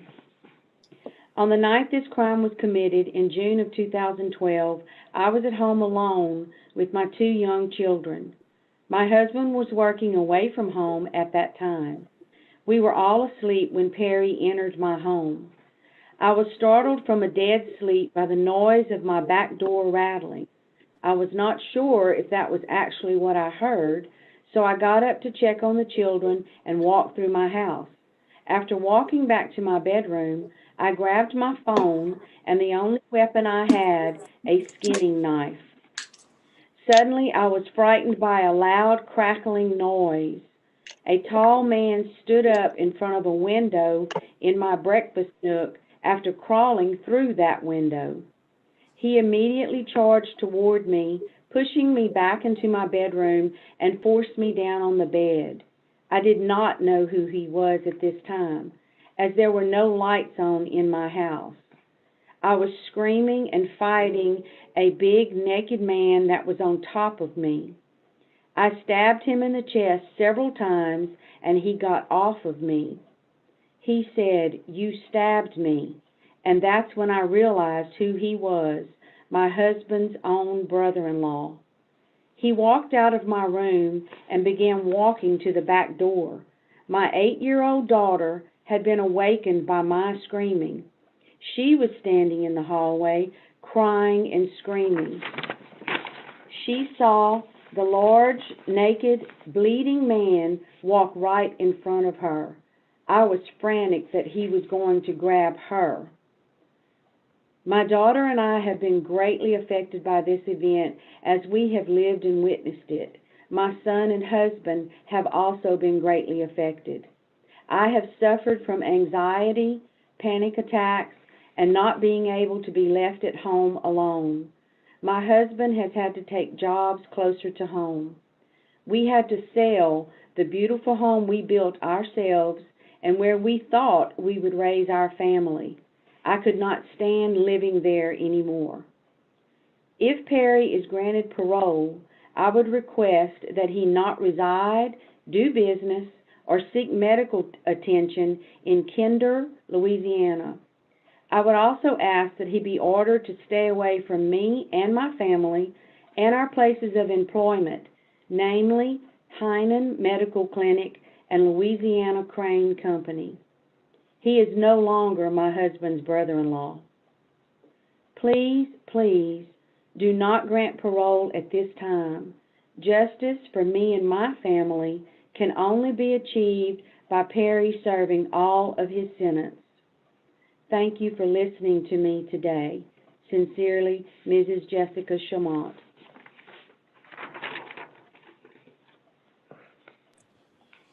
Thank you very much, Miss Beth. Yes, sir. And if you would mute your mic. Mr. Slay, is there anything you have to say to us? No, sir, I have nothing further other than what I said earlier. Mrs. Slay, on those programs, whatever he had for substance abuse out of those 855 hours? Give me just a second here. I saw the list of them all while we go somewhere.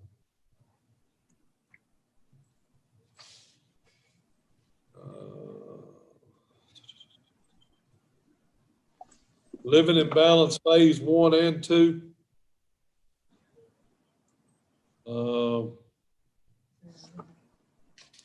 He's had anger management, cage your age, nurturing parents. He's had several, but that's the only ones I see that appear to be for substance abuse.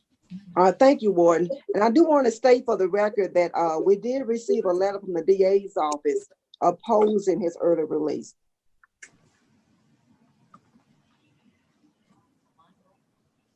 I'm sorry, Ms. Wise, he did have another one, the mind-altering substances class. All right, thank you, sir. Okay, if anything, if nothing else, the board will be voting, and I'll vote first. All right. This is one of those. All right, let me put the poll in the chat. The timer has started. Will the judges grant parole in this case?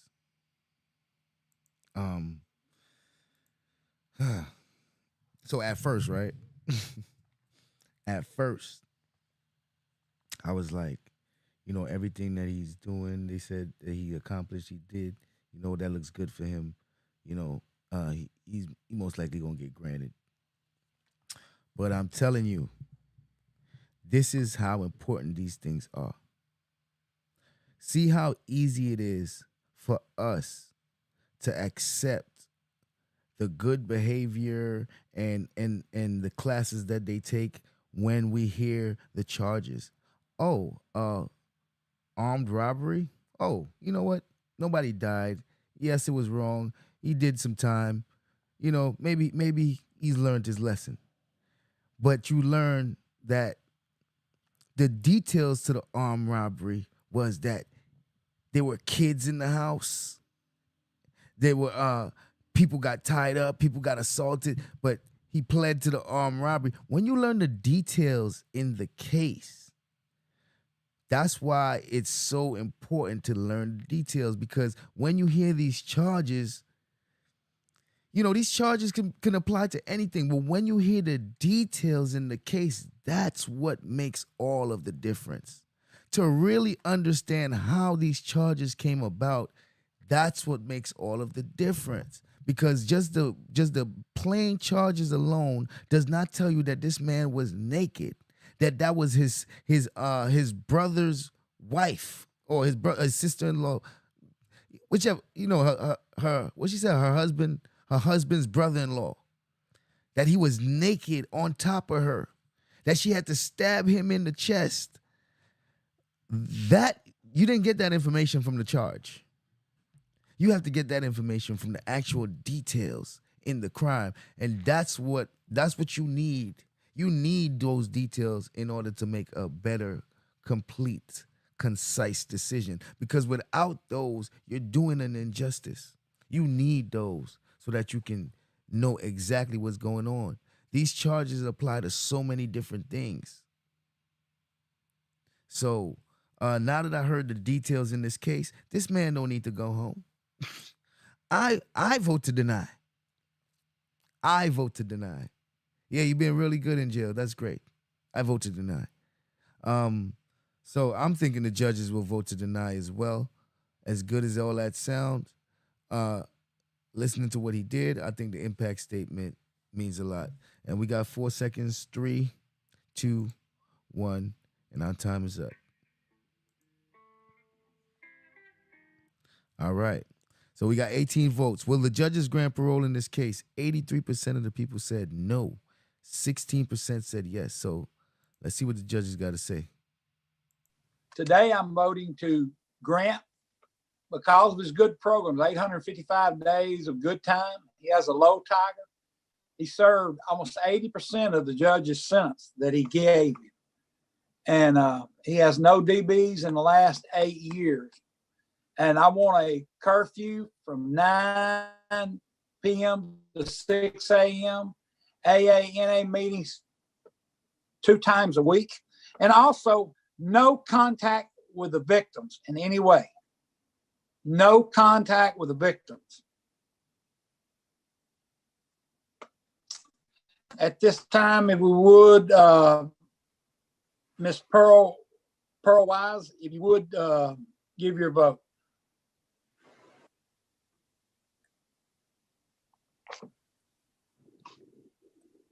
I am just really concerned. The victim statements are of great concern to me, but the fact that the last part of the victim statement about the stipulations, I'm going to concur with Mr. Wise. My vote is to grant for the reasons stated, but I want the conditions outlined by the victim to become a condition of his parole. That is okay. Mr. Roche. Mr. Wise, if you would allow me to amend your conditions, I would like to see Mr. Sauls attend NAA 3 times a week and do community service 4 hours a month at the direction of his parole officer. He can get with his pastor, get with his parole officer, and do 4 hours of community service. And I agree with all of your other conditions, especially the no contact with victim or victim's family. And my vote is to grant his request. Okay. Today, the vote is to grant his request on the conditions that has been stated. Rodney, you can let him, Warden Slay, you can let him know on that condition. But the conditions are no contact with victims or victims' family in any way. We will make sure of that. Okay. Thank y'all very much. At this time, we're going to be voting on record. Thank each and every one of y'all today. Well, once again, audience, they got you. They got you. They got us. They got us, y'all. They got us.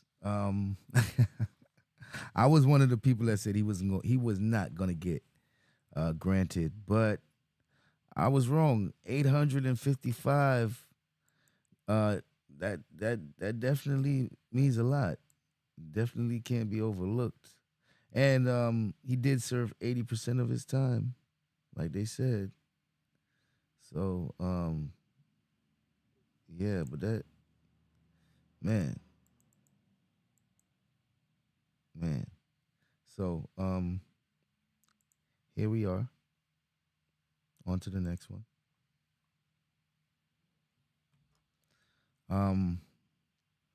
All right. If you want to support this channel, you can support this channel at Rabbit Crime Network at PayPal or at Cash App. You can hit the donation link at the top of the chat. You can send a super chat or you can join a membership. And Nightbot is putting a direct link for the PayPal in the chat as well. Now, we are at the parole board, a hearing. Inmate is up in front of the panel of judges, and they will interview the inmate before they vote and decide whether or not they will grant or deny parole. Before the judges vote, I'll pause the video, and I will put a poll in the chat that lets the audience vote whether or not they think the judges will grant parole or deny it in this case.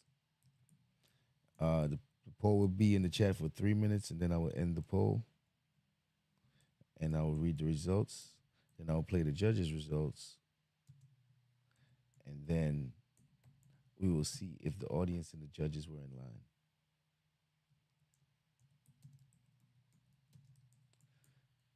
So,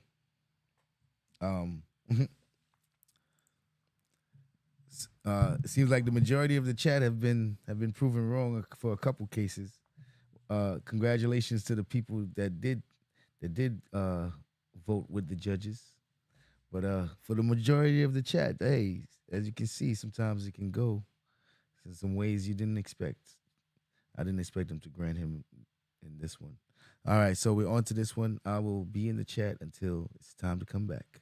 I'll be back when the judges are ready to vote.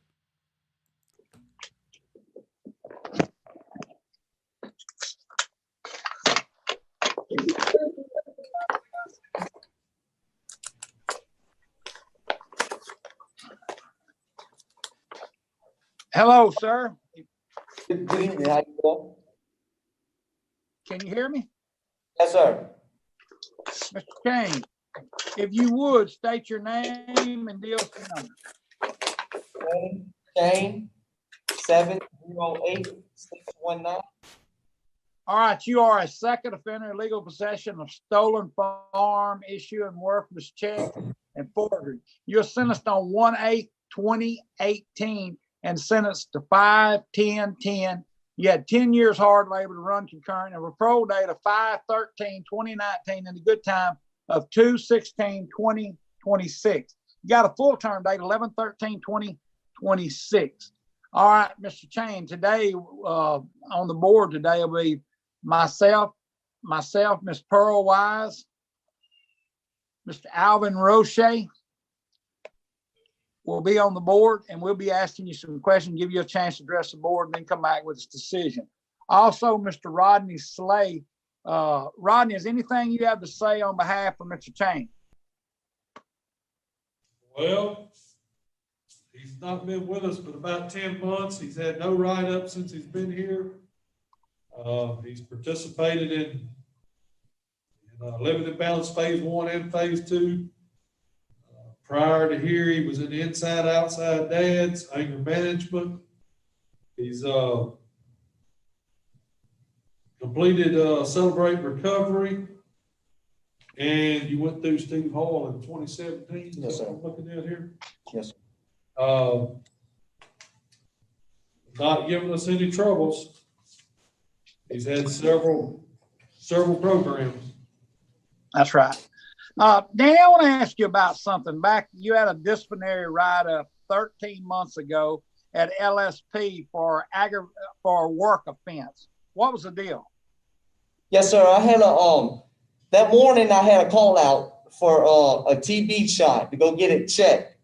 And I missed work that morning, and the captain had wrote me up When I went to court and talked to the major that Friday, I explained to him the situation and he gave me a verbal reprimand for that. Yes, sir. I see that. I just wanted to clear that on the record about the disciplinary write-up because I see where you had a reprimand. You have 570 days of credit, but your GED, you did not complete your GED. Is that correct? No, sir. Not at Angola. I did not complete it. I was in the program. Once I was suspended and sent to Camp D, I never actually got to complete the GED program. Okay. I just want you to know there's nothing you can do. There's some opposition, law enforcement opposition against your release. You understand that? Yes, sir. All right. You have some restitution. What are you going to do about your restitution paying these people? I will pay them in full, whatever the restitution is. I'm going to get out and go back to work. And I've always worked all my life. So I'm going to go back to work and make sure I pay everything and take care of what I have to take care of. Danny, how old are you? I'm 31 this year. You're 31 years old. You're a second offender. As I go back over your arrest record here, you had a theft of a livestock there. What was the deal on that? Yes, sir. I believe there was some animals. It was not theft of livestock. It was actually a theft of a generator. When I was booked in, they booked me in under theft of livestock. There was no livestock involved in that. Okay. And as I go back over your record in 15, there you had an identity theft there, and you pled guilty to that. And one of the things I seen were illegal a stolen firearm, and you had an offense on that, and some felony thefts. And then a lot of it's just been thefts, and there's been some firearms involved that really makes me look at this thing a little closer there of some of the things you did. But you've done some good programs since you've been in. Your age, you're a little older, and I think you turning the corner on this now with your medium risk factor that we see that it is built in on your Tiger. But your age, I'm telling you, Danny, you got to turn this corner. Yes, sir. Yes, sir. And if you give me a chance to, I mean, you got to. I'm telling you, you've had a lot of chances, back and forth, back and forth. You've been in jail since you've been 18, probably more than you've been out on the streets. Yes, sir. So at this time, I'm going to let Miss Pearl Wise, she's going to be asking you some questions. Good morning. Good morning. So to explain to me, what was the motivation for all these thefts? I had got involved in the wrong crowd and got into drugs. And I started doing drugs, and it led me to doing some criminal activity that I should have never been doing. What drugs had you gotten into? I got involved in pain medication at one time, and then that led to heroin at a later date. And that's really what caused my criminal activity, was the heroin. Okay. So what have you done for your heroin addiction? Well, I went to the Stephen Hoyle program since then. I've been to Living in Balance. I've done MRT. And just over the years, I've grown up and realized that I was young then, and I was making mistakes. And since then, I've changed every way. My way of thinking, I don't want nothing else to do with drugs. I'm done with that. That ran me down the wrong road, for sure. All right. I do want to inform you that we reach out to the legal community to get their opinion about early release. And we reach out to your victims. One of your victims is unopposed to your early release because they were aware, that you were on drugs, but they do want the restitution because it impacted not only the business, but the manager's salary pay was based on the proceeds from the company. So you impacted that with that $4,000 theft that you took. So that's good news. But the but the sheriff's office, the police department, they are opposed to your early release. Again, I just want you to know about that. There's nothing you can do about that. Okay. And now, what did Steve Hall say you need to do to stay clean and sober? Well, they told me to change person, place, and things that I was involved in, get help, go to classes, get resources in the world, you know, as far as AA, NA, and if I feel like I'm going to use, definitely if I'm on parole, get with my parole officers so they can try to get me some programs or some help. Did they specify how many AA or NA meetings you should attend? No, ma'am. They told me. I mean, that was back in 17. I really can't remember exactly. Okay. I'm sure the more you do, the better off I am. You know. Okay. All right. That's all I had, Chairman. Could I speak on one question? Yes, about sir. the restitution? The restitution for $1,000. I have paid that in full. My father has the receipt for that. I have paid that in full. When did that happen? That happened before I was even convicted on it. We paid that. My father has the receipt for the full payment of $4,000 paid. Who did he pay it to? So we went to O'Reilly's Auto Parts store and paid it to them, the manager there. And they printed us out a receipt for the full sum of the payment.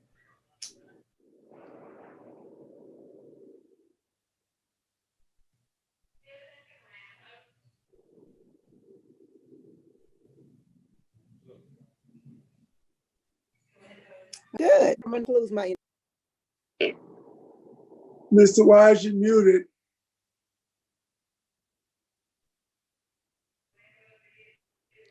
At this time, Mr. Roche will be asking you some questions. Yes, sir. Mr. Wise, I have no questions. Okay. At this time, Mr. Cheney, anything you'd like to say to the board before we vote? Yes, sir. If y'all please give me a chance to go home to my children and my family. I've changed my way of thinking, and I'm definitely going to make sure I get help from my drug addiction that I had and keep myself clean. Give me a chance to go home to my family. I really would, appreciate it, and thank y'all for giving me an opportunity. Okay, thank you. At this time, you was my case. I'll be voting. All right, so he's going to be voting first. Are you ready? All right, time to vote. Poll is in the chat. Timer has started. We got 3 minutes. Get your votes in. I think they're going to grant him. I think he's going to get granted. Get your votes in.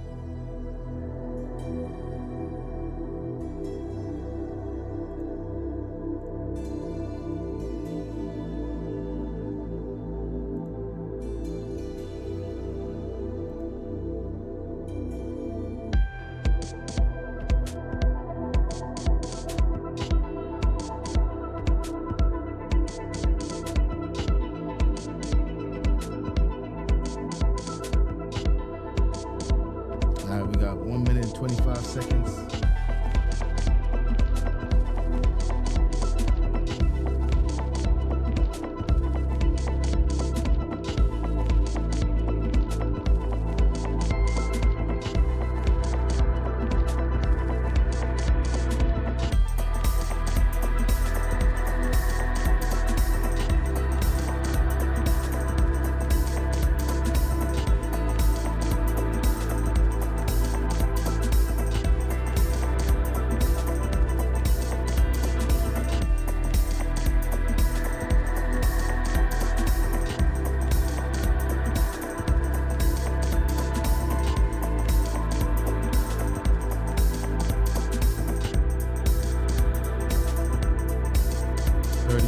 seconds.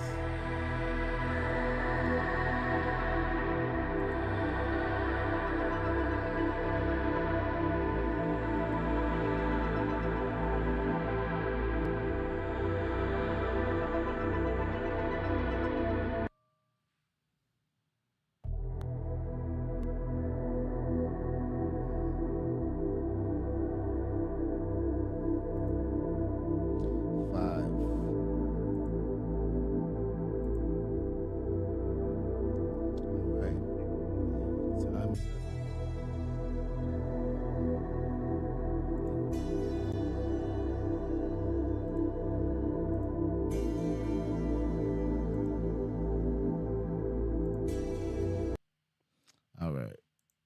So the poll is in the chat. The poll is ended. We got 21 votes. Will the judges grant parole in this case?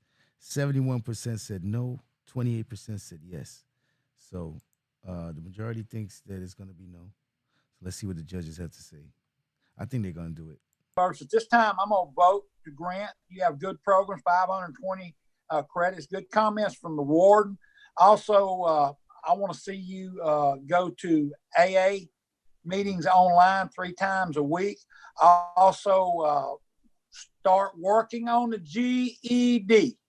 Yes, sir. Start working on your GED when you get out, and a curfew from 9 to 6 a.m. Yes, sir. Thank you. Mr. Roche. I mean, Miss Pearl.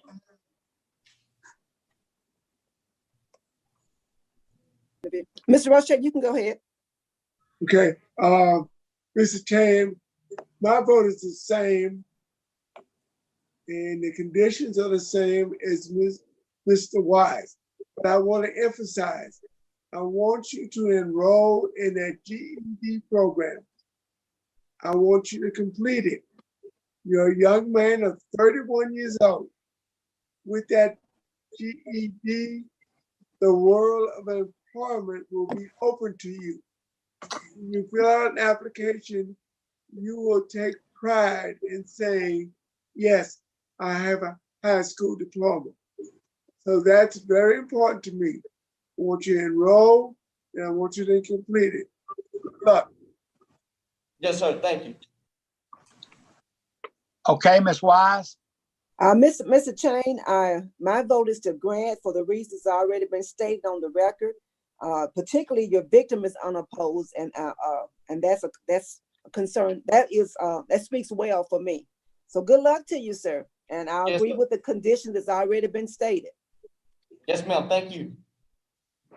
And today's vote is to grant, and you'll be getting a copy of it there of the decisions that we made here in just a few minutes. So, Danny, I'm telling you, change people, places, and things, start you a new life. And you're 30 years old, you got a long time. Yes, sir. Looks like you ain't got a lot of hair left on your head. You've been worrying a lot, I guess. Yes, sir. I've been stressing. I got children I want to go home to. I wasn't raised like this. And I went down the wrong road, and I promise it won't happen no more. You better get on another road and get right, okay? Yes, sir. Thank y'all. Thank you.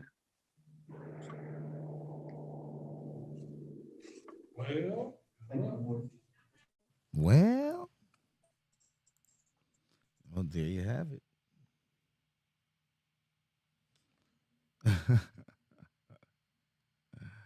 That's a happy guy. That's a happy guy. All right, we got 2 more to go. We got 2 more left, and we out of here. All right.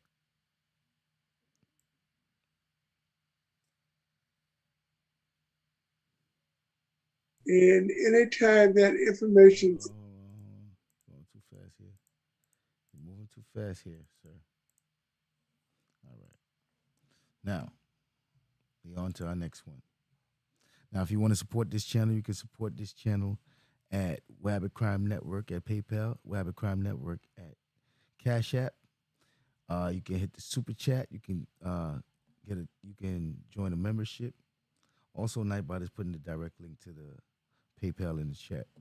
Now, we are at a parole board hearing. We're watching the inmate go up for parole, and the judges will interview the inmate and decide whether or not they will grant them parole. Before the judges vote, I will pause the video and put a poll in the chat and allow the audience to vote on whether or not they think the judges will grant or deny parole in this case. The poll would be in the chat for 3 minutes, and then I will end the poll and read the results of the chat. Then I will play the results of the judges and see if the chat and the judges were in line.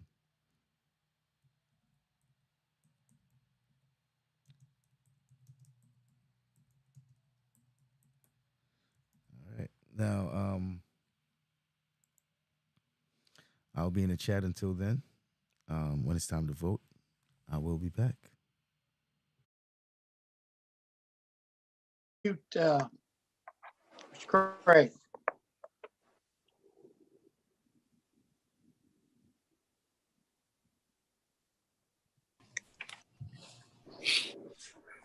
Okay, Mr. Craig, if you would, state your name and DOC number.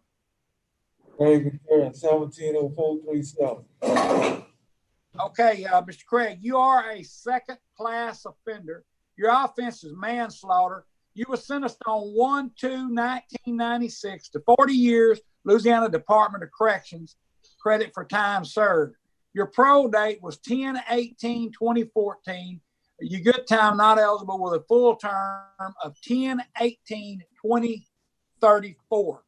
Today, your case will be signed to one of the board members, Mr. Alvin Roche, on the board today, and also Ms. Pearl Wise will be on the board. We're going to be asking you some questions, give you a chance to address the board, and the board will come back with its decision.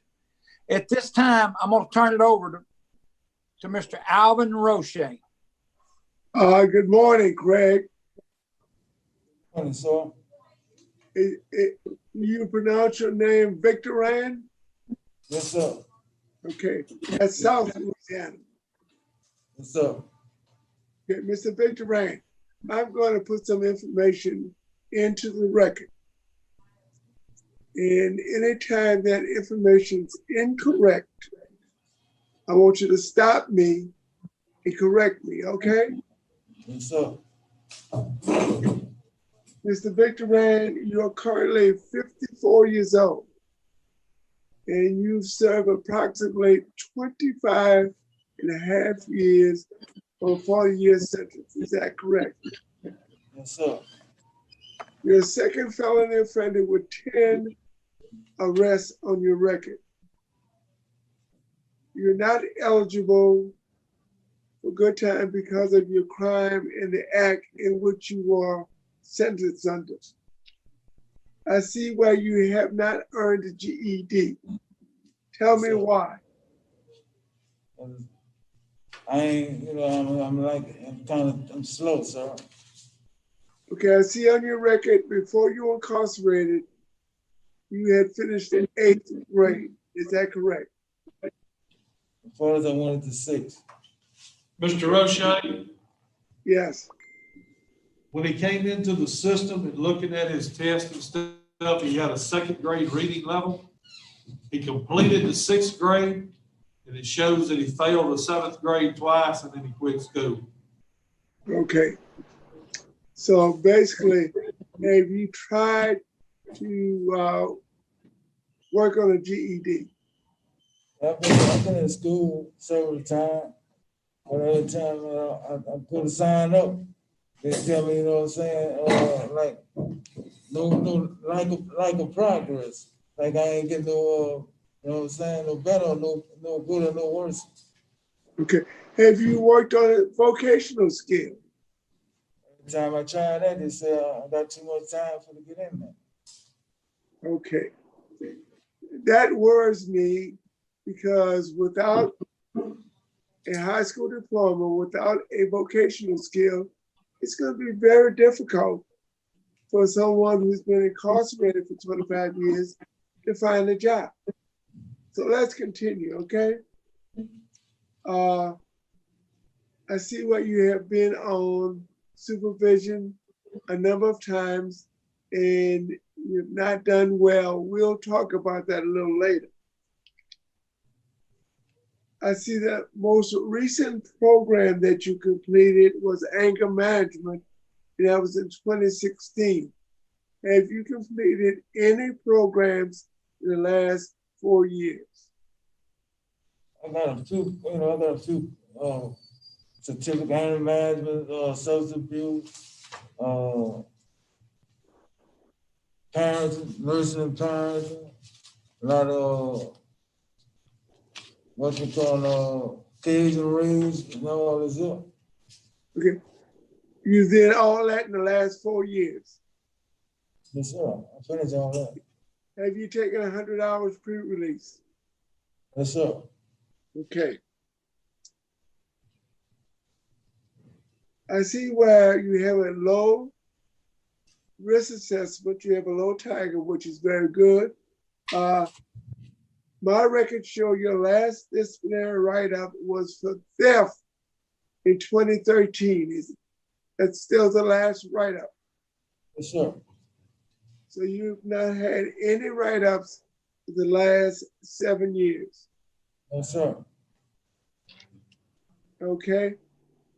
Tell me what your job at the facility is. Healthcare order. I take care of people in a wheelchair. How long have you been a healthcare orderly? 5, 6 years. 5 or 6 years. You should be commended. That's one of the most difficult jobs when you're incarcerated, taking care of another offender. So, do you have an occasion where you have to take care of a patient that needs 24-hour care? Well, sometimes it gets some that, they have seizures, every other hour. I had one like that, no legs, one arm, had to be there, 24 hours, take care of, fixing their bed. Okay. Okay. Are you a trustee at the facility? Yes, sir. Which level? I'm on level 1. I got the blue card, 3. Level 3. Okay. Tell me what your transition plan is. Right now, for me, if I make parole, get out, I have to, Mr. Victor Rand, you have to lower that mask just a little because you sound so muffled. Go ahead. My plan. What's your transition plan? Well, my sister got me hooked up with, she brought me some lime moves and weed eaters and stuff. I'm going my own little, yard business, lawn business. I understand one of your relatives has a lawn care business. Yes, sir. And you'll be staying on Gretchen Street with a relative. My sister. Now, the family of the victim, the Albert family, lives in New Roads. Yes, sir. What strategies do you have to stay and have no contact with this family? To stay to myself, sir. Do my job and go home to my sister's house and do what I gotta do. You know the Albert family is adamantly opposed to your release. Yes, sir. The mother, Miss Julia Albert, is totally opposed. She says the victim has 2 children and they live with this day and night because they don't have their father. Yes, sir. Are you going to be considerate, compassionate, and stay completely away from this family? Yes, sir. I have nothing against them, sir. What happened years ago, I put, God to put it behind. No, but what I'm saying is you have to be considerate of this family. New Roads is a very small town. No. You have to bump into them sooner or later. Yes, at church, at Walmart, at the corner grocery store, somewhere on Parole Street. and you have to decide that you will go the other way. So, If you happen to be in a convenience store or Walmart and you're at the counter checking out, they come into the store in your vicinity, you have to leave. Yeah, I know. I already know the procedure. Ain't be no contact around. You have to respect their wishes. So, You fully comply with that thought. that's it. You have some violence, a lot of violence in your history. Tell me what anger management, cage your rage, taught you how to control that violence. Well, in one way, I used to just think in one way. I used to just think just one way. You know what I'm saying? Just somebody, get me to that rage area or something. I just think one way and don't think, what I'm saying, the consequences are nothing behind it. I just react. Now, if somebody like come at me in some kind of way or tell me somebody I don't like, I just know how to tell them, move on, you got that, you know what I'm saying? They walk off. Ain't that rage no more. Taught me a lot how to be, you know what I'm saying, a better person. How to just be a better man and just walk away. Do you realize that you will be on supervision for a very long time? Yes, sir. 15 years. What's up? And you have to focus on yourself and your family. And there will be triggers. There will be triggers. Everybody has those triggers every day. I need assurance from you that you have a strategy. When those triggers present themselves, that you will walk away. I had to walk away. I did too many times to come back around, you know what I'm saying, the same thing. This ain't what's going on here. I got the strength and the knowledge, you know what I'm saying? Just walk away, it ain't worth it. You know what I'm saying? I got the knowledge and the strength to tell them, you know what I'm saying, I'm gone. Ain't like I'm trying to entertain them. Mr. Victor Ryan, you can't. You give me head nod? What's up? No. Mr. Victor Ryan, you cannot afford to be replicated again. I'm not gonna email him. I'm gonna email Rochelle. Someone's mic is open. Someone's mic is open. Thank you. Mr. Victor Ryan, you cannot be afford to be revoked again. Okay, yeah, I know that. Ain't no sense of 3 strikes. I ain't looking at that. I'm looking on better things. Going to church and things like that. I ain't with no foolishness. That's all behind me. I'm going to make it real for you, Mr. Victor Ryan. If you're revoked again, you'll spend the rest of the 40 years in jail. I already know. I ain't coming back. If y'all give me a chance, I ain't coming back. Warden Slade, I need you to make some remarks and comments about Mr. Victor Ryan. Well, disciplinary wise, he's been here his entire incarceration since '96. In that time, he's had 43 different write-ups, but he has not had a write-up now. Week after next will be 7 years. And it was not much to it.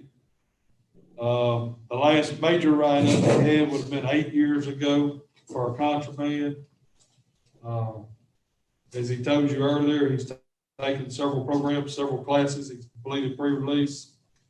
He's minimum custody. That's about all I can tell you about the man. Okay. Mr. Chairman, that completes my interview. Yes, sir. Miss Pearl Wise. Good morning, sir. Good morning, ma'am. How you I doing? saw, I'm doing well. I'm doing well. How you doing? Kind of, nervous, being up there, trying to get a chance, society. Yeah. Is this your first hearing? No, this is the second one, since 2014. Okay, this is your second hearing. Okay, we're good. Well, you experienced.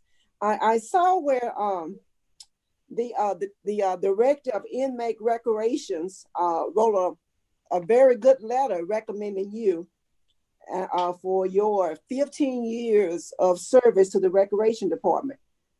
He said that you were a leader, you are a mentor, you were punctual, and you were faithful. He also said that you had displayed good character and you were disciplined. So tell me, what sports were you officiating? Basketball, football, volleyball, and baseball. Okay. So, okay. So you can learn the rules of all those games and officiate a game. Man. I want you to see that. That's me. Okay. Huh? I played sports, most of my life, when I was coming up. Yeah, so they came easy for you, huh? But that's great. I think I just wanted to state that on the record. And I also saw that you didn't mention your evangelism training that you've taken. Those classes, you've taken some faith-based classes, is that correct? No. So are you a minister? No, ma'am, no, ma'am. I just go like going, I started going to church and I started like change my lifestyle. So I started going to church. Yeah, I see that. You got baptized in 1995, according to the certificate. So that was the beginning of the turn. And we all know that it is a process. So if you are successful today, do you plan to do anything in the community with your recreation skills? Yes, ma'am. I got a cousin, he got a church. I've been going around there to help him out on the weekends or so. Whenever he let me come around and help him, it's all right with me. It's on church. I'll be going to church. Say what now? I'll be going to my cousin's church. He have his own church. I'll be going around there helping him, if he needs some help around the church or something. Okay, that sounds good. That sounds good. Keep me strong. Yes, that's a good place to be, is around the church. I agree. I wanted to note for you that we reach out to the law enforcement community to get their opinion about early release. Mr. Roche told you what the victim have said, and the district attorney's office is also opposed. And nothing you can do about that. I just want to make you aware of that. I saw some indication of family member in Colorado. Who do you have living in Colorado? I have some kids out there. Sir? Kids. I have 2 kids, 2 daughters. Okay, okay. And where are they today? Well, they grown now, they doing, we ain't been in contact because of their moms, and we got separated when I come to jail. But they still be calling my sister, asking how I'm doing. Okay, all right. That's all I had, Chairman. Thank you. All right, thank you, Ms. Pearl. At this time, sir, we're going to go ahead and give you a chance to give your statement, then we'll come back with a decision. Is anything you'd like to say to the board before we vote? Yeah, I like to say, I figure, I need another chance, to show the people in my society that, I can be a better man than what I was when I was out there. Yes, sir. All right. Mr. Slay, anything you have to say before we vote? Nothing further, no, sir. Okay, sir. At this time, Mr. Roche, we're going to let you vote first. All right. At this time, we're going to vote. At this time, we're going to vote. So Get your voting fingers ready. Poll is in the chat. The timer has started. I think they might let him go. I think he's going. I think he's going home. Let's see what y'all think. We got 2 minutes 45 seconds left. Let's see what y'all think.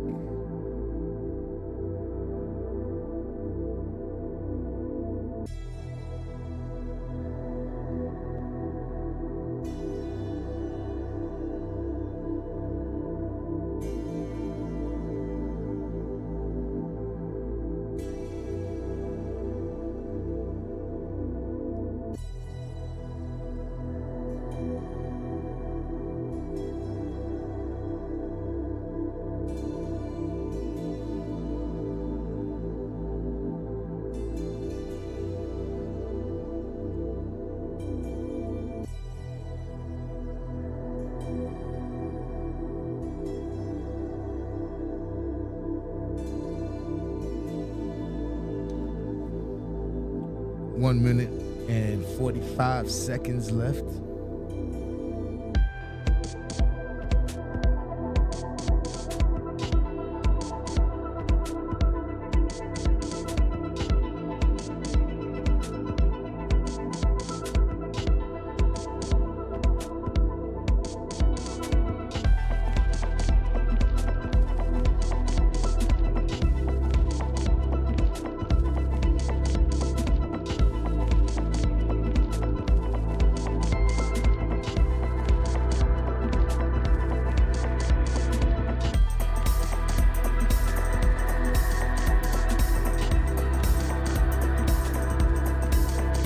Got 1 minute left to vote.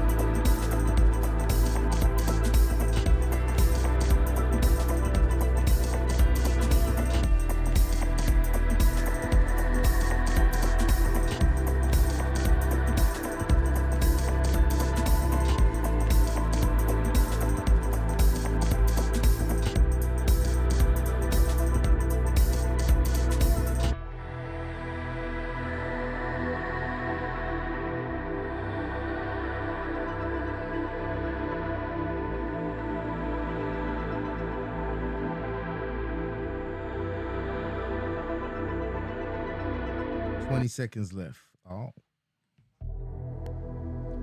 20 seconds left.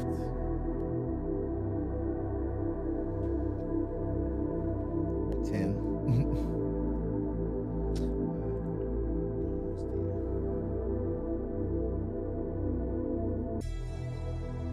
All right, time to end the poll. Time to end the poll.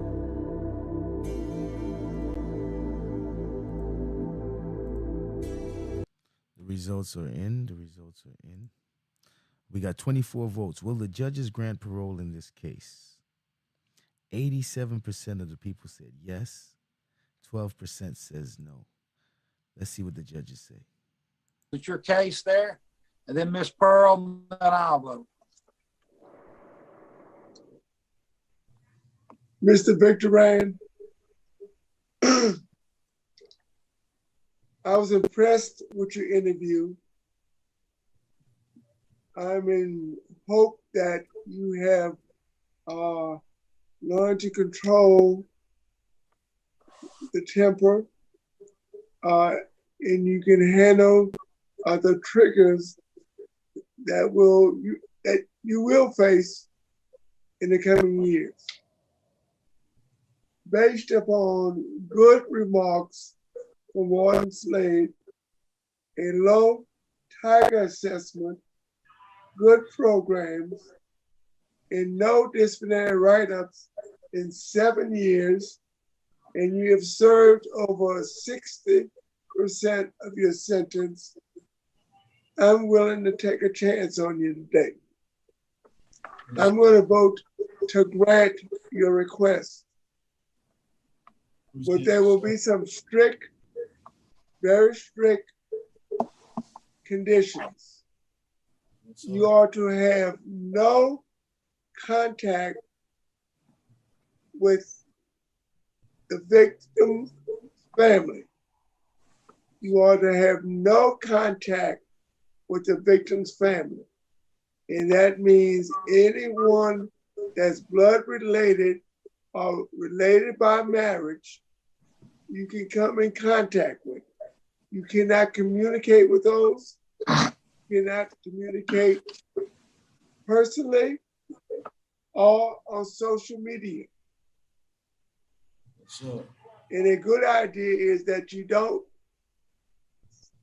communicate at all on social media. Oh, I don't know how to do social media. But what I'm saying is I'm going to make that a condition. So You're going to have no contact.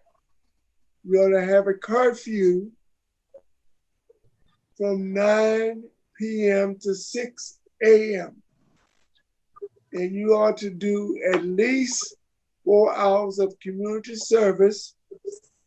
Take advantage of that special skill that you have in officiating sporting events. And I want you to talk to those youth. Tell them about your story.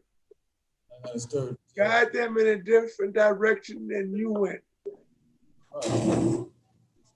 Get with your parole officer, get with your pastor, and they can point out places where you can do your community service. Mr. Victor Rand, I did not cover this in my interview. Have you had any problems with drugs or alcohol at any time in the past? In the past, yes, sir. I want you to attend AA, NA meetings at least twice a week. Yes, sir. Those are the conditions. I wish you all the luck in the world. Appreciate it. Thank you, sir. Miss Pearl Wise? Sir, I noted in the record that you have a birthday coming up on June 17th. Happy early birthday to you. I concur with Mr. Roche. My vote is to grant for the reasons already stated on the record, and I concur with the conditions stated on the record. Best wishes to you, sir. Thank you, ma'am. At this time, I vote to grant on the conditions that were stated, and today you've been granted. Thank you very much. Oh, Thank you. he's been granted. See it, correct? All right. He has been Appreciate granted. All right, that's a happy man. That is a happy man. All right, guys, we are on the finishing stretch.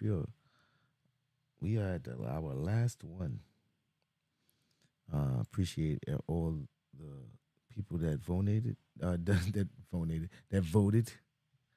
the donations, all the memberships. Appreciate all the interactions. We are on to our last case.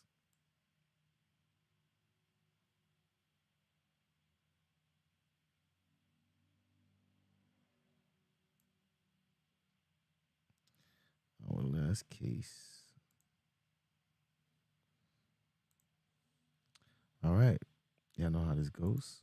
If you want to support this channel, you can support this channel at Wabbit Crime Network at PayPal or Wabbit Crime Network at Cash App. You can hit the super chat. You can join the membership. And also Nightbot's putting a direct link to the PayPal in the chat. We are at a parole board hearing. An inmate is up for parole, and the judges are going to interview and then vote on whether or not they're going to grant parole in this case. Right before the judges vote, I will put a poll in the chat where I can let the audience vote. And after 3 minutes is up, I will end the poll and read the results of the audience, and then I'll play the results of the judges to see if the audience was in line with the judges.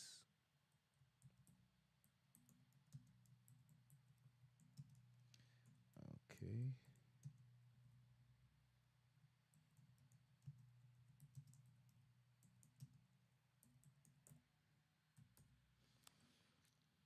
All right, I'll be in the chat until then. I'll be back when the judges are ready to vote.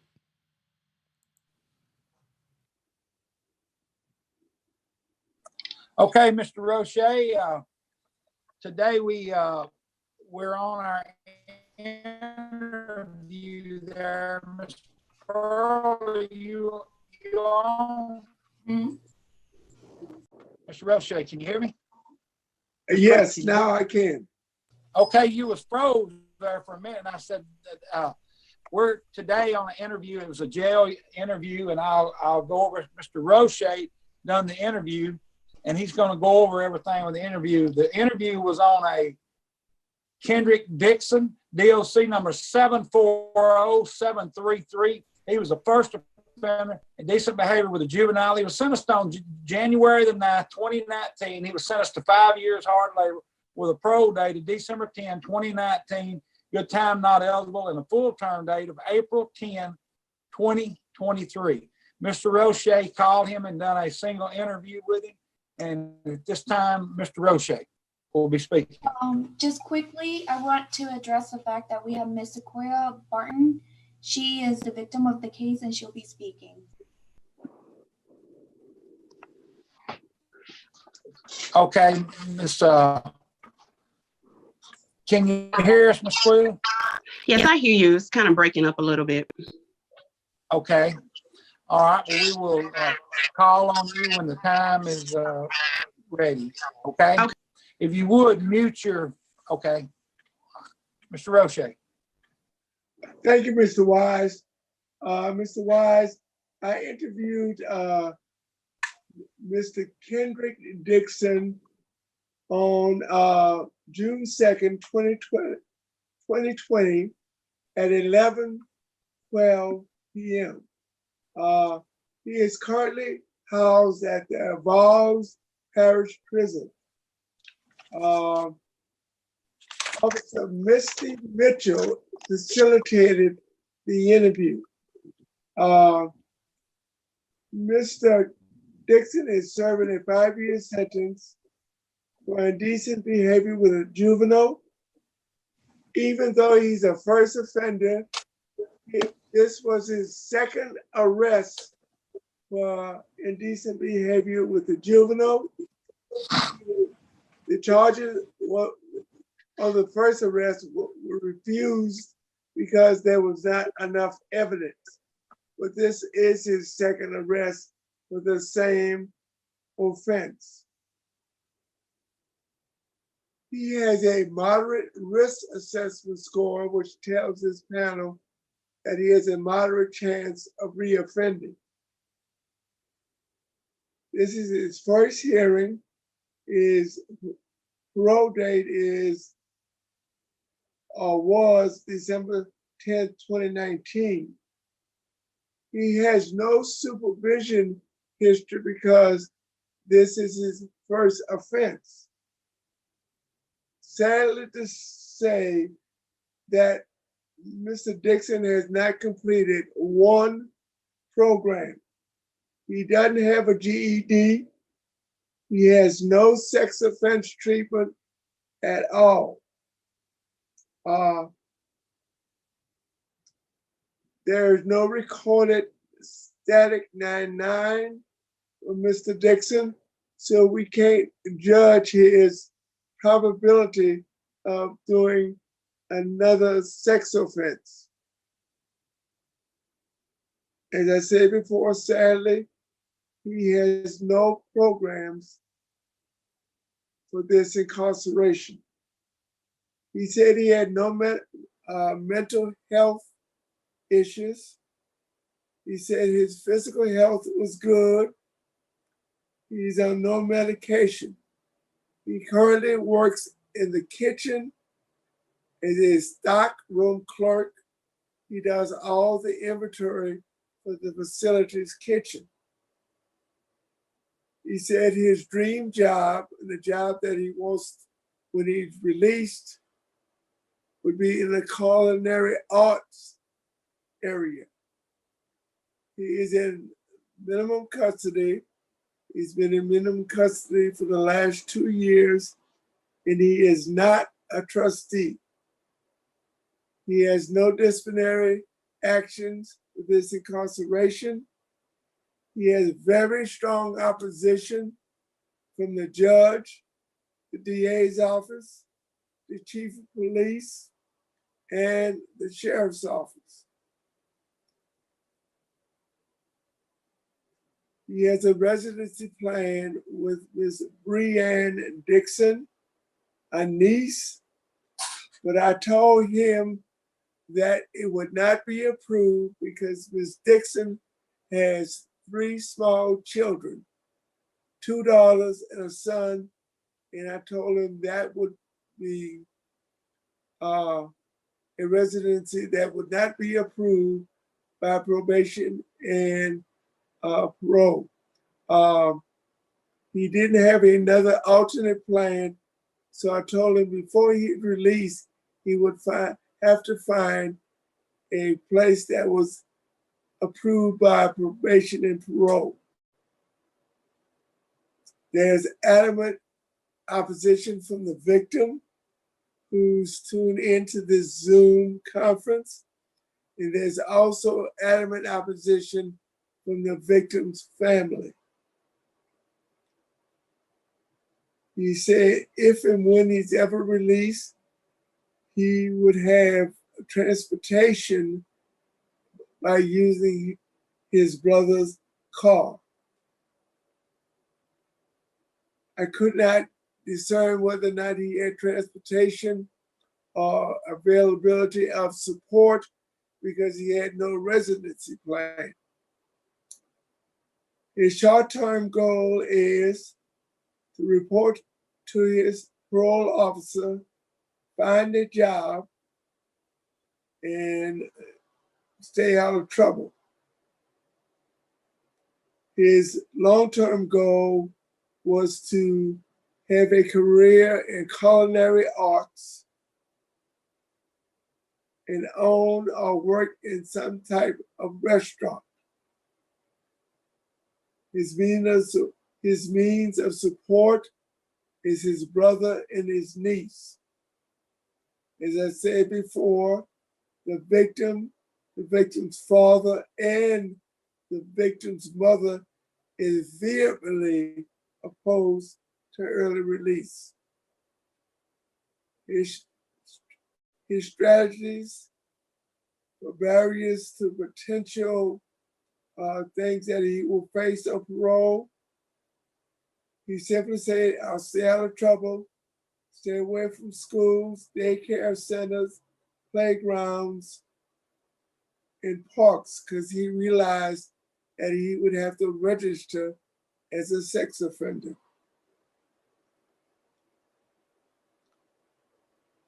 The summary of this interview, he needs to have rehabilitative programs. He needs sex offender treatment. There's express opposition from law enforcement. There's express opposition from the victim and the victim's family. He has a moderate Tiger score, which tells us that he has a moderate chance of reoffending. Based on those factors, I will give you my decision at the end of the interview. Mr. Wise. Okay, thank you, Mr. Roche. At this time, Ms. Pearl Wise, anything you have to say on this case? No, sir. Mr. Roche did an excellent job. I have no questions. And I also have no questions. At this time, the victim, anything you'd like to say? Unmute your mic. I unmuted it. Yes, State your full name. My name is Sequoia Barton. And I would like to say, considering the fact that he has not had any kind of rehabilitation since he's been in there, I'm looking at the fact that how he contacted my daughters more than once after I asked him not to, and he did it again and let me know that he has no conscience. And he's been there 2 years and he still hasn't even did anything to try to better himself. So I don't think he's ready to come out to this world, because I'm afraid that he will contact my daughter again. And if he does, that's going to be a problem.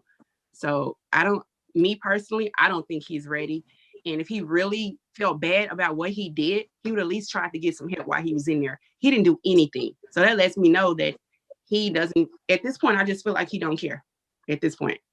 And that's sad, because he could at least try to help himself while he's in there. That's all I have to say. Yes, ma'am. Ma'am, has he contacted your daughter since he's been incarcerated? Oh, no, man. No, sir. He hasn't. Okay. All right. Thank you. Thank you for your statements and everything. Okay. At this time, we'll be voting. And all right. It's time to vote. It's the last one. Make it count. All right, yo. Vote is in the chat. The timer has started. Yeah, I don't think they're gonna let him go. He only been there 2 years, but they said he has not contacted the daughter since he was in there. But he's been in there 2 years. It's not enough. It's not enough, man. You need some more time. Sit down a little longer. Think about what you did. So that's where I'm at with it. I don't think they're gonna let him go. They don't even have no questions. Mr. Roche summed everything up. Yeah. He ain't going nowhere, y'all. No worries. He ain't going nowhere. He gonna stay there. He ain't do nothing to rehab. It's almost like he on vacation. He just chilling in jail.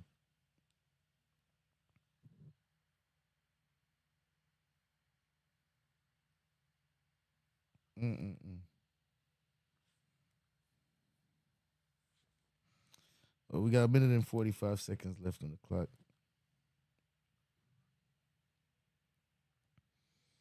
And he's not even there. So that's a little weird. So he's not even present. Not a mercy.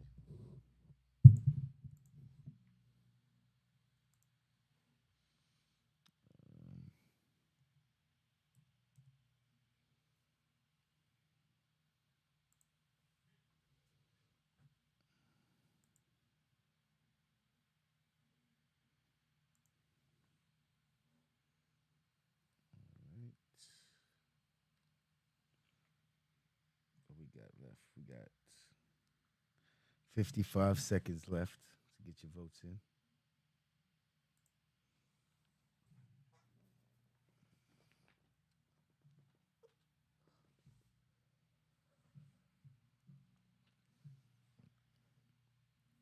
All right, man.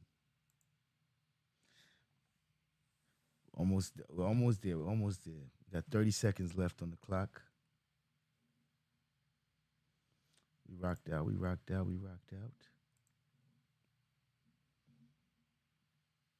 20 seconds.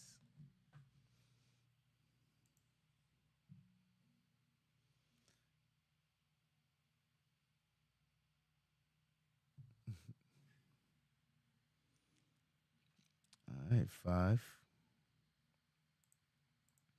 Time to end this poll. All right, time is up. The votes are in. We got 26 votes. Will the judges grant parole in this case? 96% said no, and 3% said yes. So I guess it might be just one person voted yes. It seemed like. But 96%, overwhelming. The chat, the voters feel like this one is a no. One person might have said yes. Seemed like it was one person.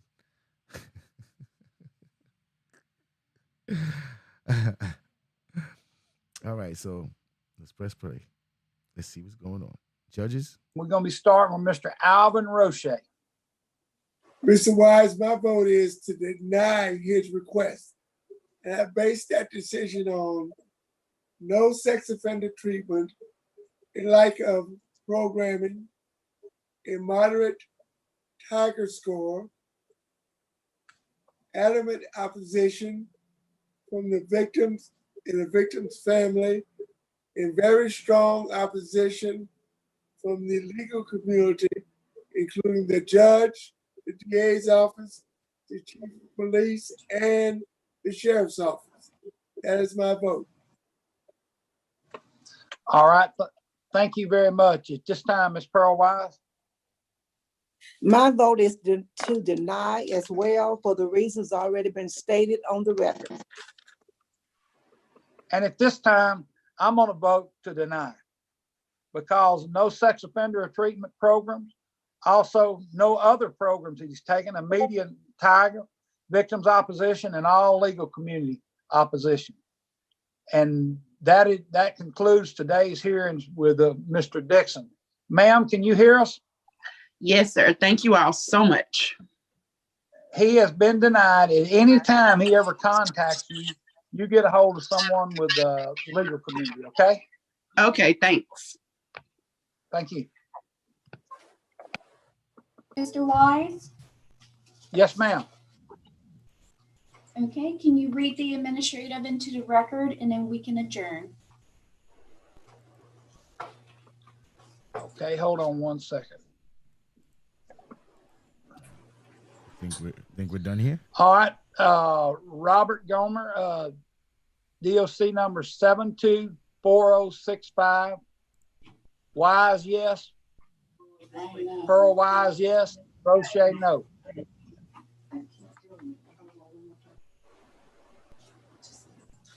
In that case, now I'm gonna go ahead and send in all our voting and everything on the last one on Kendra Dixon. Yes, sir. Can you please adjourn? At this time, we'll be adjourned. The time is. Court is adjourned. The time is whatever time it is right now. We are adjourned, and we have gotten through another one. And appreciate everyone. This was great content, you know. Time to get out of here and gotta put some other content together. I gotta make sure I put together some premieres and some shorts, so I'll be working on that. I'm gonna be working on that.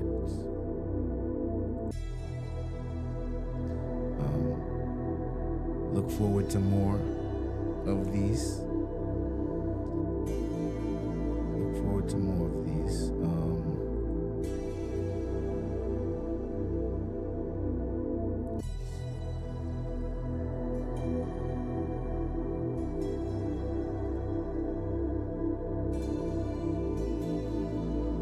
All right, so before I get up out of here, I'm gonna shout out to all my members. I want to give a special shout out to everybody who participated in the voting. You guys make the content flow. So special shout out to everybody that voted. All the viewers and subscribers. And now I want to give a shout out to all the members. Dove C. Lit, Thick Cut, Evil May, Tora Hayes, Mad Max, Sonya B, Draco,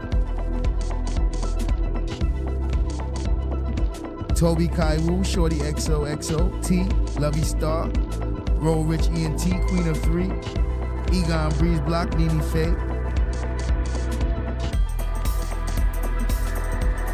Sugar Bear, Lucy, Fats TV, Bree, Top Monster Gaming, Sheila B, Miss Eve, 27 Durin,